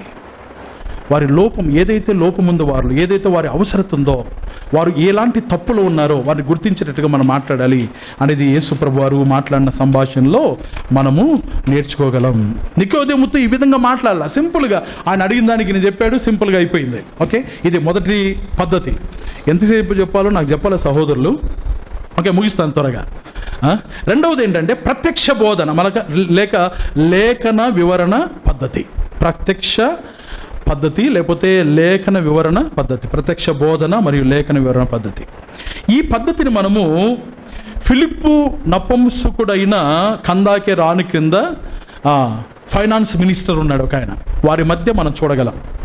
అపోస్తలుల కార్యముల గ్రంథం 8వ అధ్యాయం 26 నుండి 40 వరకు మనం చదివితే అక్కడ ఫిలిప్పు సువార్తికునికి ఎంతమంది కుమార్తెలు? 4. ఓకే, 4 కుమార్తెలు. వారందరూ ఏం చేసేవారు? పొద్దున కసులు కొట్టే వాళ్ళు ఒకరైతే, అంట్లు తోమేటోళ్ళు ఒకరైతే, వంట చేసే వాళ్ళు ఒకరు. ఇదా వారందరూ ప్రవచించేవారు. ఓకే, దైవ కుటుంబంలో అలాంటి వారు ఉంటే ఎంత ఆనందమో. రైట్, వినండి. ఇప్పుడు ఫిలిప్పుతో దేవుడు మాట్లాడాడు, పరిశుద్ధాత్ముడు ప్రేరేపించాడు. అతని ప్రేరణ అనేది ఆ వ్యక్తి మార్పుకు మొట్టమొదటిగా దోహదపడింది. మన వ్యక్తిగత సువార్తలో పరిశుద్ధాత్మ దేవుడు మనల్ని ఖచ్చితంగా ప్రేరేపిస్తూ ఉంటాడు. నమ్మిన విశ్వాసిని పరిశుద్ధాత్ముడు, మరొక మాట చెప్తాను, ఈ మాట చెప్పడానికి ఇష్టపడుతున్నాను ఏంటంటే, నువ్వు నమ్మిన విశ్వాసివైతే, నిజమైన మారు మనసు పొందిన వ్యక్తివైతే నీలో పరిశుద్ధాత్ముడు నివాసం చేస్తూనే ఉంటాడు. పరిశుద్ధాత్ముడు నీలో ఉన్నాడు అంటే ప్రేరేపించకుండా మౌనంగా ఉండనే ఉండడు. నాకు ప్రేరేపణలే లేవన్నా అన్నావా, నీలో పరిశుద్ధాత్ముడే లేనట్టు. పరిశుద్ధాత్ముడు లేకపోతే నువ్వు రక్షించబడినట్టే. ఇది మాత్రం వాస్తవం. పరిశుద్ధాత్మ దేవుని కలిగిన ప్రతి వానికి పరిశుద్ధాత్ముడు ప్రేరేపణ అనుగ్రహిస్తాడు సువార్త ప్రకటించడానికి. ఈరోజు మధ్యాహ్నం పరీక్షించుకోండి, మీకు ప్రేరేపణ రావటం లేదంటే మీ రక్షణనే ప్రశ్నించాల్సి వస్తుంది. ఆలోచన చేసుకోండి. ప్రేరేపించబడిన తర్వాత ఆ ప్రేరేపణ మనం ఎప్పుడు అణుచుకోకూడదు, దాన్ని అవకాశంగా తీసుకోవాలి. అవకాశంగా. ఇప్పుడు ఫిలిప్పు చేసిన పని అదే. దేవుడు ప్రేరేపించాడు, అవకాశంగా దాన్ని తీసుకున్నాడు. ఫిలిప్పు పరిగెత్తుకొని వెళ్ళాడు. ఏం చెప్పడానికి? సువార్త ప్రకటించడానికి. ఆ పరిగెత్తడంలో ఎంత సమర్పణ, ఎంత కష్టం, ఎంత ఇబ్బంది. అతడు రథం మీద వెళుతూ ఉంటే, రథము అనేది కదా గుర్రాలతో కట్టబడి పోతూ ఉంటుంది. ఎంత స్పీడ్గా పోతుంది రథం? అంత స్పీడ్గా పోతున్న వ్యక్తిని ఈయన అందుకోవాలంటే చిన్న సంగత. నోటి విచిత్రం అనిపిస్తుందంటే నాకు, సువార్త ప్రకటించడానికి వెళుతున్నప్పుడు ఈయన పరిగెత్తి వెళ్ళాడు. సువార్త ప్రకటించిన తర్వాత ఫిలిప్పు ఏం రాయబడింది అక్కడ? ఆత్మచేత మరొక చోట్లో ఆయన కనబడ్డాడు. చూస్తారా వచ్చిన భాగాన్ని? చూడండి అపొస్తలుల కార్యంలో. అది చాలా విచిత్రంగా అనిపిస్తుంది. అపొస్తలుల కార్యం చదవండి, 8వ అధ్యాయం. 8వ అధ్యాయంలో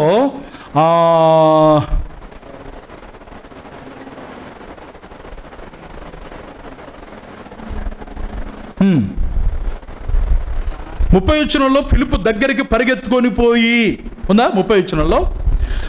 ఆ తర్వాత బాప్తిసం ఇచ్చిన తర్వాత 39వ వచనం చూడండి, వారు నీళ్ళ నుండి వెడలి వచ్చినప్పుడు ప్రభు ఆత్మ ఫిలిప్పును కొనిపోయెను, ఆ నపుంసకుడు సంతోషించు తన త్రోవను వెళ్ళెను. అయితే ఫిలిప్పు అజోతులో కనబడెను. ఇక్కడ విచిత్రమైన సంగతి ఏంటంటే, సువార్త ప్రకటించడానికి పరిగెత్తుకుని వెళ్ళాడు. సువార్త ప్రకటించిన తర్వాత పరిశుద్ధాత్మ దేవుడు అతన్ని వేరే స్థలానికి కొనిపోయాడు. అద్భుతం జరిగింది అక్కడ. అంటే సువార్త ఇక్కడ మనం గ్రహించవలసిన విషయం ఏంటంటే, సువార్త ప్రకటించడానికి కష్టం ఉంటుంది, ప్రయాస ఉంటుంది, చెమటోడ్చాలి, ఊరికే కూర్చొని కదండి. ఆ మధ్య ఒక ప్రభుత్వం, ఏ ప్రభుత్వం గుర్తులేదు కదా, ప్రజల యొద్దకు పాలన అంటే అధికారులు ఎక్కడ వస్తారు? మన దగ్గరికి వచ్చి మన బాగోగులు తెలుసుకోవడానికి ఆ పద్ధతి ఏర్పాటు చేశారు. ఇప్పుడు దేవుని సువార్త అందించే మనం ఎవరికైతే అవసరతనో వారి దగ్గరికి మనం వెళ్ళాలి. ఫిలిప్పు వెళ్ళినట్లుగా ప్రయాసపడ్డాడండి, కష్టపడ్డాడు.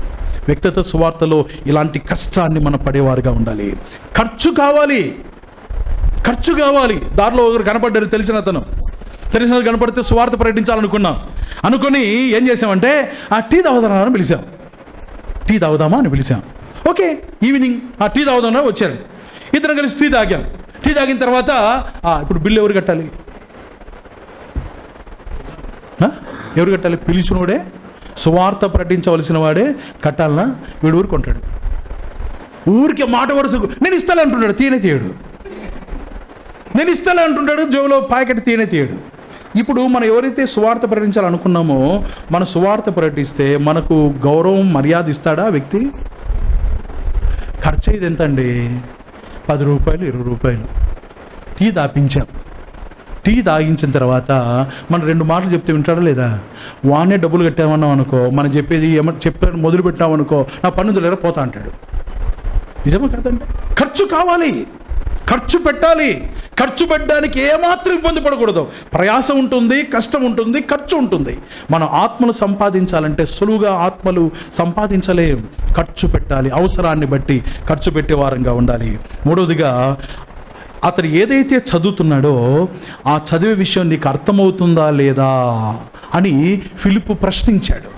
ఇంతకు ఆ నపుంసకుడు అధికారి ఏం చదువుతా ఉన్నాడు? ఏ గ్రంథం చదువుతా ఉన్నాడు? యెషయా గ్రంథం చదువుతా ఉన్నాడు. కరెక్ట్గా ఏ వచనాలు చదువుతా ఉన్నాడు? ఏ అధ్యాయం చదువుతా ఉన్నాడు? 53వ అధ్యాయం చదువుతా ఉన్నాడు. ఫిలిప్పు వెళ్ళి అడిగాడు, నువ్వు చదువుతున్నది గ్రహించావా? ఎవరైనా దారి చూపించకపోతే నేను ఎట్లా గ్రహించగలను? రథం మీద కూర్చున్నాడు, ఇంకా రథం పోతా ఉంది. ఫిలిప్పు సువార్త ప్రకటిస్తూ ఉన్నాడు, వివరిస్తూ ఉన్నాడు. ఇది సాధారణంగా ఎవరి విషయంలో పనిచేస్తుందంటే, నామకార్థ క్రైస్తవులు ఉంటారు చూడండి, ప్రతిరోజు భక్తిని చేస్తూ, ప్రతిరోజు బైబిల్ చదువుతూ, ప్రతిరోజు ప్రార్థనలు చేస్తూ ఒక అలవాట్లో ఉంటారు వారితో ఇలాంటి సువార్త మనం అందించవచ్చు. మీరు ప్రతిరోజు ప్రార్థన చేసుకుంటున్నారా? అడగొచ్చు. బైబిల్ చదువుతున్నారా? ఈరోజు ఏం చదివారండి బైబిల్? మన సువార్త ఏ రోజైతే వారికి చెప్పడానికి సిద్ధపాటుతూ వెళ్తామో, పరిశుద్ధాత్మ ప్రేరేపణతో మన సువార్త ప్రకటించడానికి అనుకూలమైన వచనమే ఆ రోజు వారు చదివింటారు. దేవుడు ఆ రీతిగా ఏర్పాటు చేస్తాడంతే, ఆయన సెట్ చేసి పెట్టింటాడంతే. మనం ఆ లేఖనాన్ని ఆధారం చేసుకొని వారికి సువార్త అందించాలి. ఇప్పుడు నపుంసకుడు, ఓకే, థ్యాంక్ యూ అన్న, థ్యాంక్ యూ. నపుంసకుడు ఖచ్చితంగా ఆ లేఖనాన్ని ఆధారం చేసుకొని తాను సువార్త అతనికి అందించాడు. నీళ్ళు కనపడ్డాయి. వెంటనే ఇప్పుడు ఎవరు అడుగుతున్నారు? ఇప్పుడు సాధారణంగా మన సంఘాలు ఏం అడుగుతాం? ఎవరైనా బాప్తిసానికి సిద్ధంగా ఉన్నారా? వచ్చే ఆదివారం బాప్తిస్మాలు ఉన్నాయి, మీ పేర్లు ముందు చెప్పండి. నిజమా కాదండి? మన సంఘాల మధ్య జరిగేది అదే కదా. ఎవరైనా తీర్మానం చేసిన వాళ్ళు ఉంటే, బాప్తిసానికి సిద్ధంగా ఉంటే మీరు పేర్లు ఇవ్వండి, మీకు బాప్తిస కార్యక్రమం ఏర్పాటు చేస్తాం. బైబిల్లో ఎక్కడైనా అలాంటి ప్రకటన జరిగిందా? జరగల. నమ్మారు, బాప్తిసం తీసుకున్నారు.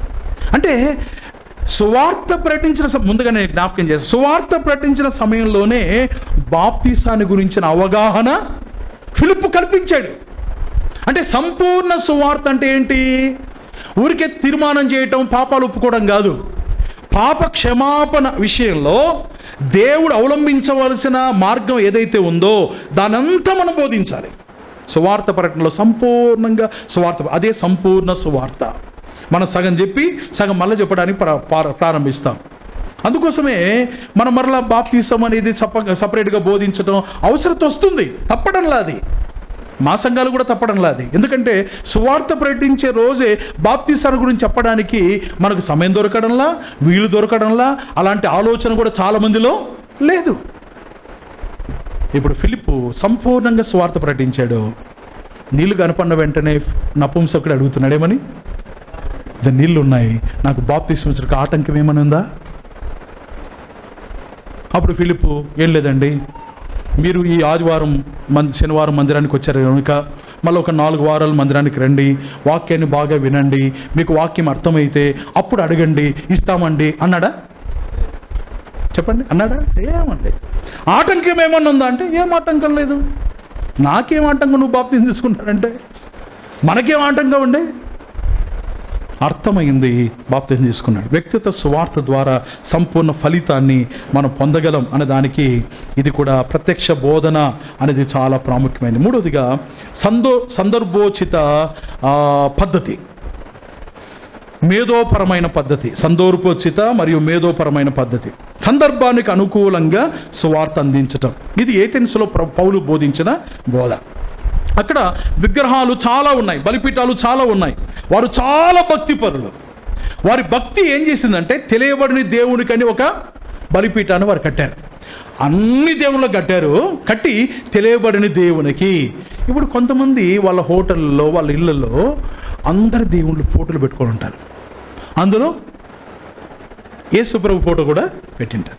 మనం వారి దగ్గరికి వెళ్ళి మనం ఏదైనా దేవుడు మన క్రైస్తవులను తెలిసిన వెంటనే, ఏం లేదండి మేము కూడా మీ దేవుడిని మొక్కుతామండి, చూడండి మా పట్టణంలో ఉంది అంటారు. లేదండి, చాలామంది అట్లా చెప్తా ఉంటారు. ఇప్పుడు వారికి ఆ ప్రభువారి ప్రత్యేకత ఏంటని మనం వివరించవచ్చు. ఇప్పుడు ఏథెన్స్లో పౌలు చేసిన పని అదే. తెలియబడిన దేవుని గురించి మేము ప్రకటిస్తున్నాను, ఈయన మనం సృజించిన వాడు. మీ కవీశ్వరులు కూడా ఈ రీతిగా, అంటే అక్కడ జ్ఞానాన్ని ఉపయోగిస్తూ ఉన్నాడు. ఏ విధంగా చెప్తే వీరు అర్థం చేసుకుంటారు అనే జ్ఞానాన్ని ఉపయోగిస్తున్నాడు. అక్కడ ఆయన డిస్కషన్ కోసం, లేకపోతే చర్చల కోసం ఈ విధంగా ఏమంటారు అన్నానా, ఆర్గ్యుమెంట్ కోసం. నేటి దినాల్లో యూట్యూబ్లో అన్ని ఆర్గ్యుమెంట్లే. ఆర్గ్యుమెంట్ల కోసం పౌలు వారి కవీశ్వరులు అని ఉపయోగించాల. నేటి దినాల్లో ఆ ముస్లిం వాళ్ళతో ఆర్గ్యుమెంట్ చేయడం, హిందువులతో ఆర్గ్యుమెంట్ చేసి చర్చలు పెట్టుకొని బైబిల్లో ఉందండి అది. దానికి సమయాన్ని వృధా చేస్తూ ఉన్నారు. క్రైస్తవం గబ్బు పట్టిస్తున్నారు చాలామంది దానివలన. కానీ పౌలు తన జ్ఞానాన్ని వారికి సువార్త అందించడానికి తాను ఉపయోగించినట్లుగా మనం చూస్తున్నాం. అది మేధోపరమైన పద్ధతి. సందర్భానుకూలంగా జ్ఞానాన్ని ఉపయోగించి, అంటే దేవుని పిల్లలుగా మనము లోక జ్ఞానాన్ని కూడా ఎరిగిన వారముగా ఉండాలి. బావిలో కప్పల్లాగా ఉండకూడదు. బైబిల్ ఒక్కటి నాకు తెలుసండి, బైబిల్ ఒక్కటి నేను చదువుతానండి, బైబిలేనండి నాకు అని అనకూడదు. నువ్వు సువార్త ప్రకటించాలంటే మిగతా మతాల భక్తి ఏంటి, వారు అనుసరించేది ఏంటి, వారు దేవుని గురించి ఏం ఆలోచన చేస్తున్నారు, మోక్షానికి వెళ్ళడానికి ఎలాంటి మార్గాలు వారు అన్వేషిస్తున్నారు, వారికి బోధించబడింది ఏంటి మనం తెలుసుకోవాలి. నా లైబ్రరీలో అన్ని మతాలకు సంబంధించిన పుస్తకాలన్నీ ఉంటాయి. ఈ మధ్య అద్వైత్వ బోధ అని ఒకటి బయలుదేరింది అనంతపురం నుండి. వారు కూడా పుస్తకాలు రాశారు. ఆయన పుస్తకాల్లో యేసు ప్రభు బోధ కూడా ఉంది. ఆ పుస్తకాలు తెప్పించుకున్నా, చదువుదాం, తెలుసుకుందాం. అలాంటి వారు కనబడినప్పుడు వారికి సువార్త మనం సులువుగా చెప్పడానికి వీలుగా ఉంటుంది. కాబట్టి ఇతర మతాల యొక్క విషయాలు కూడా మనం తెలుసుకొని సువార్త అందించడానికి సిద్ధపడుతూ ఉండాలి. కాబట్టి ఇలాంటి పద్ధతులు బైబిల్ గ్రంథంలో చాలా మనకు కనబడతాయి. అందులో 4వదిగా ఆహ్వాన పద్ధతి. ఇక్కడ ఆంద్రేయ ఎవరిని పిలుచుకొని వచ్చాడు? పేతురును కనుగొన్నాడు. పేతురు కనుగొని పేతురును ప్రభు దగ్గర తీసుకొని వచ్చాడు. యోహాను సువార్త 1వ అధ్యాయం 40-42 వచనాలు. అంటే మనకు తెలిసింది మన తోటి వారికి, మన సన్నిహితులకు మనం తెలపటం ఆహ్వాన పద్ధతి, సాక్ష్య పద్ధతి అని దాన్ని అంటారు. 5వదిగా వ్యక్తిగత సాక్ష్యం. ఇది చాలా ప్రాముఖ్యమైనది. ఇది చెప్పి ముగిస్తాను నేను. వ్యక్తిగత సాక్ష్యం అంటే క్రీస్తును ప్రకటించే మనం, వినండి జాగ్రత్తగా, అందరూ మనసు పెట్టి వినండి. క్రీస్తును ప్రకటించే మనం క్రీస్తును మన జీవితాల్లో చూపించగలిగితే మన సువార్త చెప్పాల్సిన అవసరం కూడా లేదు. క్రీస్తు ప్రేమ, క్రీస్తు దయ, క్రీస్తు కనికరం, ఆయన వాత్సల్యం మన జీవితాల్లో కనబడుతుంది అనుకోండి, వెంటనే వారే ప్రశ్నిస్తారు, ఏంటన్నా నాకు ఇంత త్యాగంగా నువ్వు సహాయం చేసావు, ఎట్లెట్లా మనసు వచ్చిందని నీకు అడిగారు అనుకోండి, ఏం చెప్తాం మనం? మన ప్రభు గురించి మనం చెప్తాం. వ్యక్తిగత సాక్ష్యం చాలా అవసరం. మన సాక్ష్య జీవితం 3 భాగాలు. క్రీస్తుని ఎరగక ముందు మన జీవితం, క్రీస్తుని ఎలా కనుగొన్నాం, క్రీస్తుని అంగీకరించిన తర్వాత మన జీవితంలో వచ్చిన మార్పు. ఒక ఆయన అంటున్నాడు, ఈ మధ్య మా ఇంటికి వచ్చాడు, ఏదో పని చేస్తా ఉన్నాం, మందిరం పని. ఒక ఆయన వచ్చాడు, సంచి తగిలించుకొని వచ్చాడు. ఆయన ఇంతకుముందు చాలా ఏళ్ళ క్రితం చూశాను. ఎక్కడి నుంచి వచ్చారు బ్రదర్ అంటే, పలానా చోట వచ్చాను. ఓకే, ఏంటి బ్రదర్ చెప్పండి అంటే, అదే బ్రదర్ నేను తిరిగి సాక్ష్యం చెప్తుంటాను అన్నాడు. ఏం సాక్ష్యం చెప్తావు అన్నాను. నా గురించే బ్రదర్ అన్నాడు. ఎంతసేపు చెప్తావు అన్నాడు. 3 గంటలైనా సరిపోదంట ఆయన సాక్ష్యానికి. 3 గంటలు సాక్ష్యం. ఏం చెప్తాడు 3 గంటలు? మనం సాక్ష్యం చెప్పడం అంటే ఇంకా మన పాత జీవితాన్ని, రౌడీని, ఆయనని, దీన్ని. ఒక కొత్త పెళ్ళయిందంట, భార్య భర్తలు కొత్త ప్రభు నమ్ముకున్నారు. వారి సంఘంలో స్త్రీలు స్తుతులు చెల్లిస్తారు, పురుషులు స్తుతులు చెల్లిస్తారు. ఆదివారం వచ్చింది, ప్రార్థన పోయారట. విషయం చెప్తున్నా, జరిగిన విషయమే. మా నాన్న చెప్పేవారు. ఆదివారం ఆమె స్తుతులు మొదలుపెట్టిందట. ఈయన ఆసక్తిగా వింటున్నాడు, నా భార్య స్తుతులు చేస్తుందని. ఆమె స్తుతులు, దేవా నేను పంది వలె పొలుతుంది ఆయన, కుక్క వలె తిరుగుతున్నా ఆయన అంటుంటే ఈయనకు అనుమానం వచ్చింది. కొత్త పెళ్లి చేసుకున్నానికి ఇంటికి పోయినాక తగాద పెట్టుకున్నాడు. ఈ పెళ్లి కానివాడు వాళ్ళు నవ్వుతున్నాడండి. అది నాకు పెద్ద విచిత్రమైంది పొద్దున్న నుంచి. ఓకే, కాబట్టి మన సాక్ష్యం చాలా ప్రాముఖ్యమైంది. ఓకే, వినండి. మన సాక్ష్యం చాలా ప్రాముఖ్యమైంది. ఏదో మనం పాపములో ఉన్నప్పుడు, లోకంలో ఉన్నప్పుడు అవే గొప్పగా, అవి గొప్ప వర్ణించి చెప్తామంటే, నేను అంత పాపి కాదులే అంటారు వినటోళ్ళు. అంతేనండి, మేమంత పాపలం కాదులే యేసుపురం నమ్ముకోవడానికి అంటారు లేదా? కాబట్టి మన సాక్ష్యం 3 భాగాలు. ప్రభుని ఎరగక ముందు ఎట్లా ఉన్నాం, దేవునికి దూరంగా ఉన్నాం, నెమ్మది లేకుండా ఉన్నాం, ఇవే చెప్పాలి. కానీ నేను రౌడీని ఉంటే, నేను ప్రతిరోజు ఒకరిని కొడుతుంటే, ఒకరిని చంపుతుంటే, ఇంతమంది చంపినా, ఇవన్నీ ఎందుకు? అవన్నీ ఇంతమంది చంపినావు, మారినావు. ఇప్పుడు ఆ చంపిన వల్ల మరలా దేవుడు వీపు వెనక తట్టు వేసుకొని ఆ తుడుపుకు పడమని ఎంత దూరం చేసి అగాధంలో వేసేస్తే మనం తీసుకొని దాన్ని బయటికి, అంతేనండి, తీసుకొని మనం వర్ణిస్తూ ఉంటాం. వర్ణించి లాస్ట్కు ప్రభు గురించి, యేసుపురం నమ్ముకుంది, జీవితం మారిందన్న, టైం అయిందిలే పోతా. అంతేనండి అనేది. సాక్ష్యం చాలా క్లుప్తంగా ఉండాలి. ప్రభు గురించి గొప్పగా చెప్పాలి. ఆయన నమ్ముకున్న తర్వాత జీవితం ఏ విధంగా మారింది అనేది చాలా దీనికోసం మన ప్రార్థన జీవితం అక్కడ నేను నోట్స్లో కూడా ఇంక్లూడ్ చేశాను. ప్రార్థన చాలా ప్రాముఖ్యమైంది. దాంతో సాక్ష్య జీవితం చాలా ప్రాముఖ్యమైంది. మన సాక్ష్యం కూడా చాలా క్లుప్తంగా ఉండాలి. మనం మాట్లాడే భాష కూడా చాలా వినసొంపుగా ఉండాలి, అర్థమయ్యే రీతిలో ఉండాలి. యోహాను, బాప్తిస్మ ఇచ్చే యోహాను ఒక ఆయన ఉన్నాడండి బైబిల్లో. ఆయన యేసుప్రభుని చూసినప్పుడు ఈయన సర్వలోకానికి పాపాన్ని మోసుకుపోయి దేవుని గొర్రెపిల్ల అని చెప్పాడు. కాబట్టి యేసుప్రభు గొర్రెపిల్లగా లోకంలో జీవించాడు. ఆ గొర్రెపిల్ల మన కొరకు మరణించాడు. ఆ గొర్రెపిల్ల మన కొరకు ప్రాణం పెట్టాడు. ఆ గొర్రెపిల్ల మన కొరకు రక్తం కార్చాడు. అంటే గొర్రెపిల్లనా? గొర్రెపిల్ల రక్తం కార్చడం ఏంది? యేసుప్రభు రక్తం కార్చింది గొర్రెపిల్లనా? ఎవరు రక్తం కార్చింది? ఎవరిని రక్తం కార్చింది? యేసుప్రభు గొర్రెపిల్లనా? మనం ఎవరి గురించి చెప్తున్నాం? ఎవరు చెప్పారు గొర్రెపిల్ల గురించి? యోహాను చెప్పాడు. ఎవరికి చెప్పాడు గొర్రెపిల్ల గురించి? ఇశ్రాయేలుకి చెప్పాడు. వాళ్ళకి అర్థమవుతుంది అది. ఇప్పుడు అన్నజల దగ్గర పోయి గొర్రెపిల్ల అన్నాం అనుకో, ఏదాన్ని నమ్మకాలు? గొర్రెపిల్ల నమ్మకాలను, ఇస్ప్రో నమ్మకాలను అడుగుతారు లేదా? కాబట్టి అర్థమయ్యే భాష ఉండాలి. వారు ఏ రీతిగా అర్థం చేసుకోగలరు, ఏ భాషలో మాట్లాడతారు, వాళ్ళకి అర్థమయ్యే విధానంలో దేవుని సువార్తను మనం అందించే వారముగా ఉండాలి. మనము సువార్త ప్రకటించేటప్పుడు ఎవరిని విమర్శించకూడదండి. ఎవరి జోలికి మనం వెళ్ళకూడదు. హిందువుల జోలికి కానీ, ముస్లిముల దేవుని జోలికి కానీ ఎవరితో మన అవసరం లేదు. క్రీస్తును మాత్రం ప్రకటించాలి. మనం జరిగిన సంగతి చెప్పి ముగిస్తాను. ఒకసారి ఒక యవనస్తుడు ఒక సేవకుని దగ్గరికి వచ్చాడట. వచ్చి, అయ్యగారు, యేసుప్రభు అంటే బాగా ఇష్టం అండి నాకు, ఆ ప్రభు గురించి 2 మాటలు చెప్తే వినాలని వచ్చానండి అంటే ఈ సేవకునికి బాగా ఆసక్తి అయింది. అప్పటికి చాలా రోజులైన స్వార్థ చెప్పాలని ఎదురు చూస్తూ ఉన్నాడు. ఈ యవనస్తునికి బాగా స్వార్థ చెప్పాడు. ఆ యవనస్తులు మధ్యలో క్వశ్చన్స్ వేస్తూ ఉన్నాడు. అంటే ఇప్పుడు ఇంకా మా వెంకటేశ్వర దేవుడు, ఆ దేవుడు వీళ్ళంతా తప్ప అండి అంటే, అయితేనే తప్పండి, వాళ్ళు చాలా దుర్మార్గులండి, వాళ్ళు అసలుకి పాపం ఎక్కువ చేశారండి అని ఏదేదో ఈయన చాలా ఎగ్జైటింగ్గా స్వార్థ ప్రకటించాడు.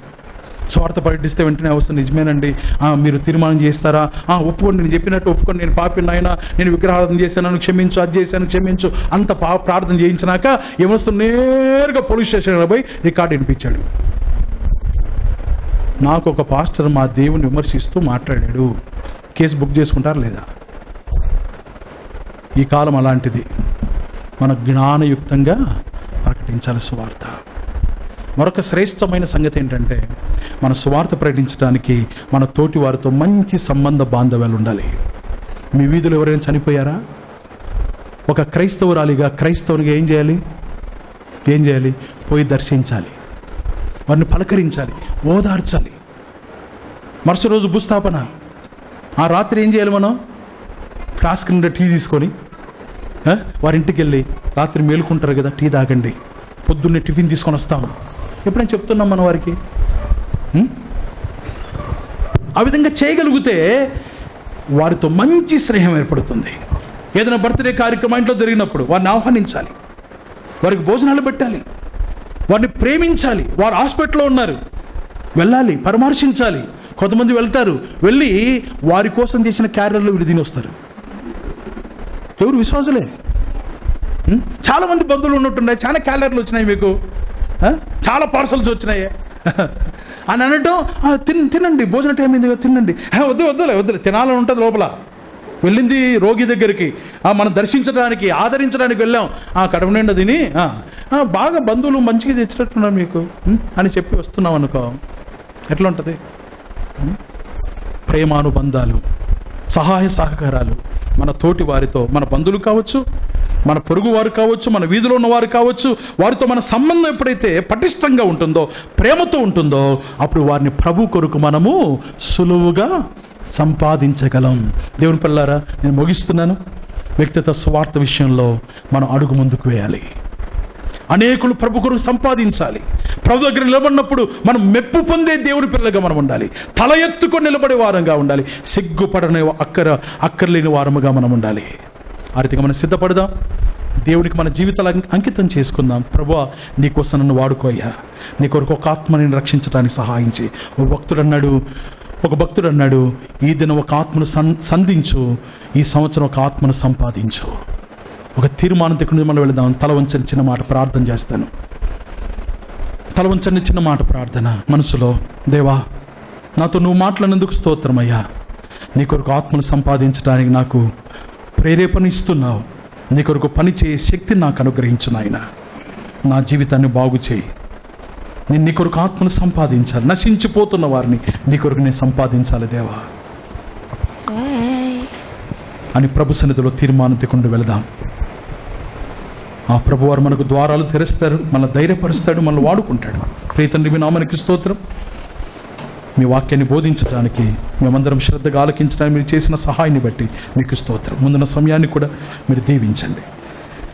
అధికమైన మేలుతో మీరు మమ్మల్ని తృప్తిపరచండి. మీ కృపగల హస్తాలకు అప్పచెప్పుకుంటూ సమస్తమైన ఘనత మీకు ఆరోపిస్తూ, స్థానిక సంఘాన్ని బట్టి మీకు స్తోత్రం, మీ దాసులను బట్టి మీకు స్తోత్రం, బాధ్యత గల వారందరిని బట్టి మీకు స్తోత్రం. ప్రతి వారిని పేరు పేరువసన మీరు దీవించి ఆశీర్వదించవలసిందిగా వేడుతూ, ప్రాణప్రియుడు రక్షకుడి మోచకుడైన క్రీస్తు యేసు వారి శ్రేష్టమైన నామమున స్తోత్రము చెల్లించి వేడుకొనుచున్నాము తండ్రి. ఆమేన్.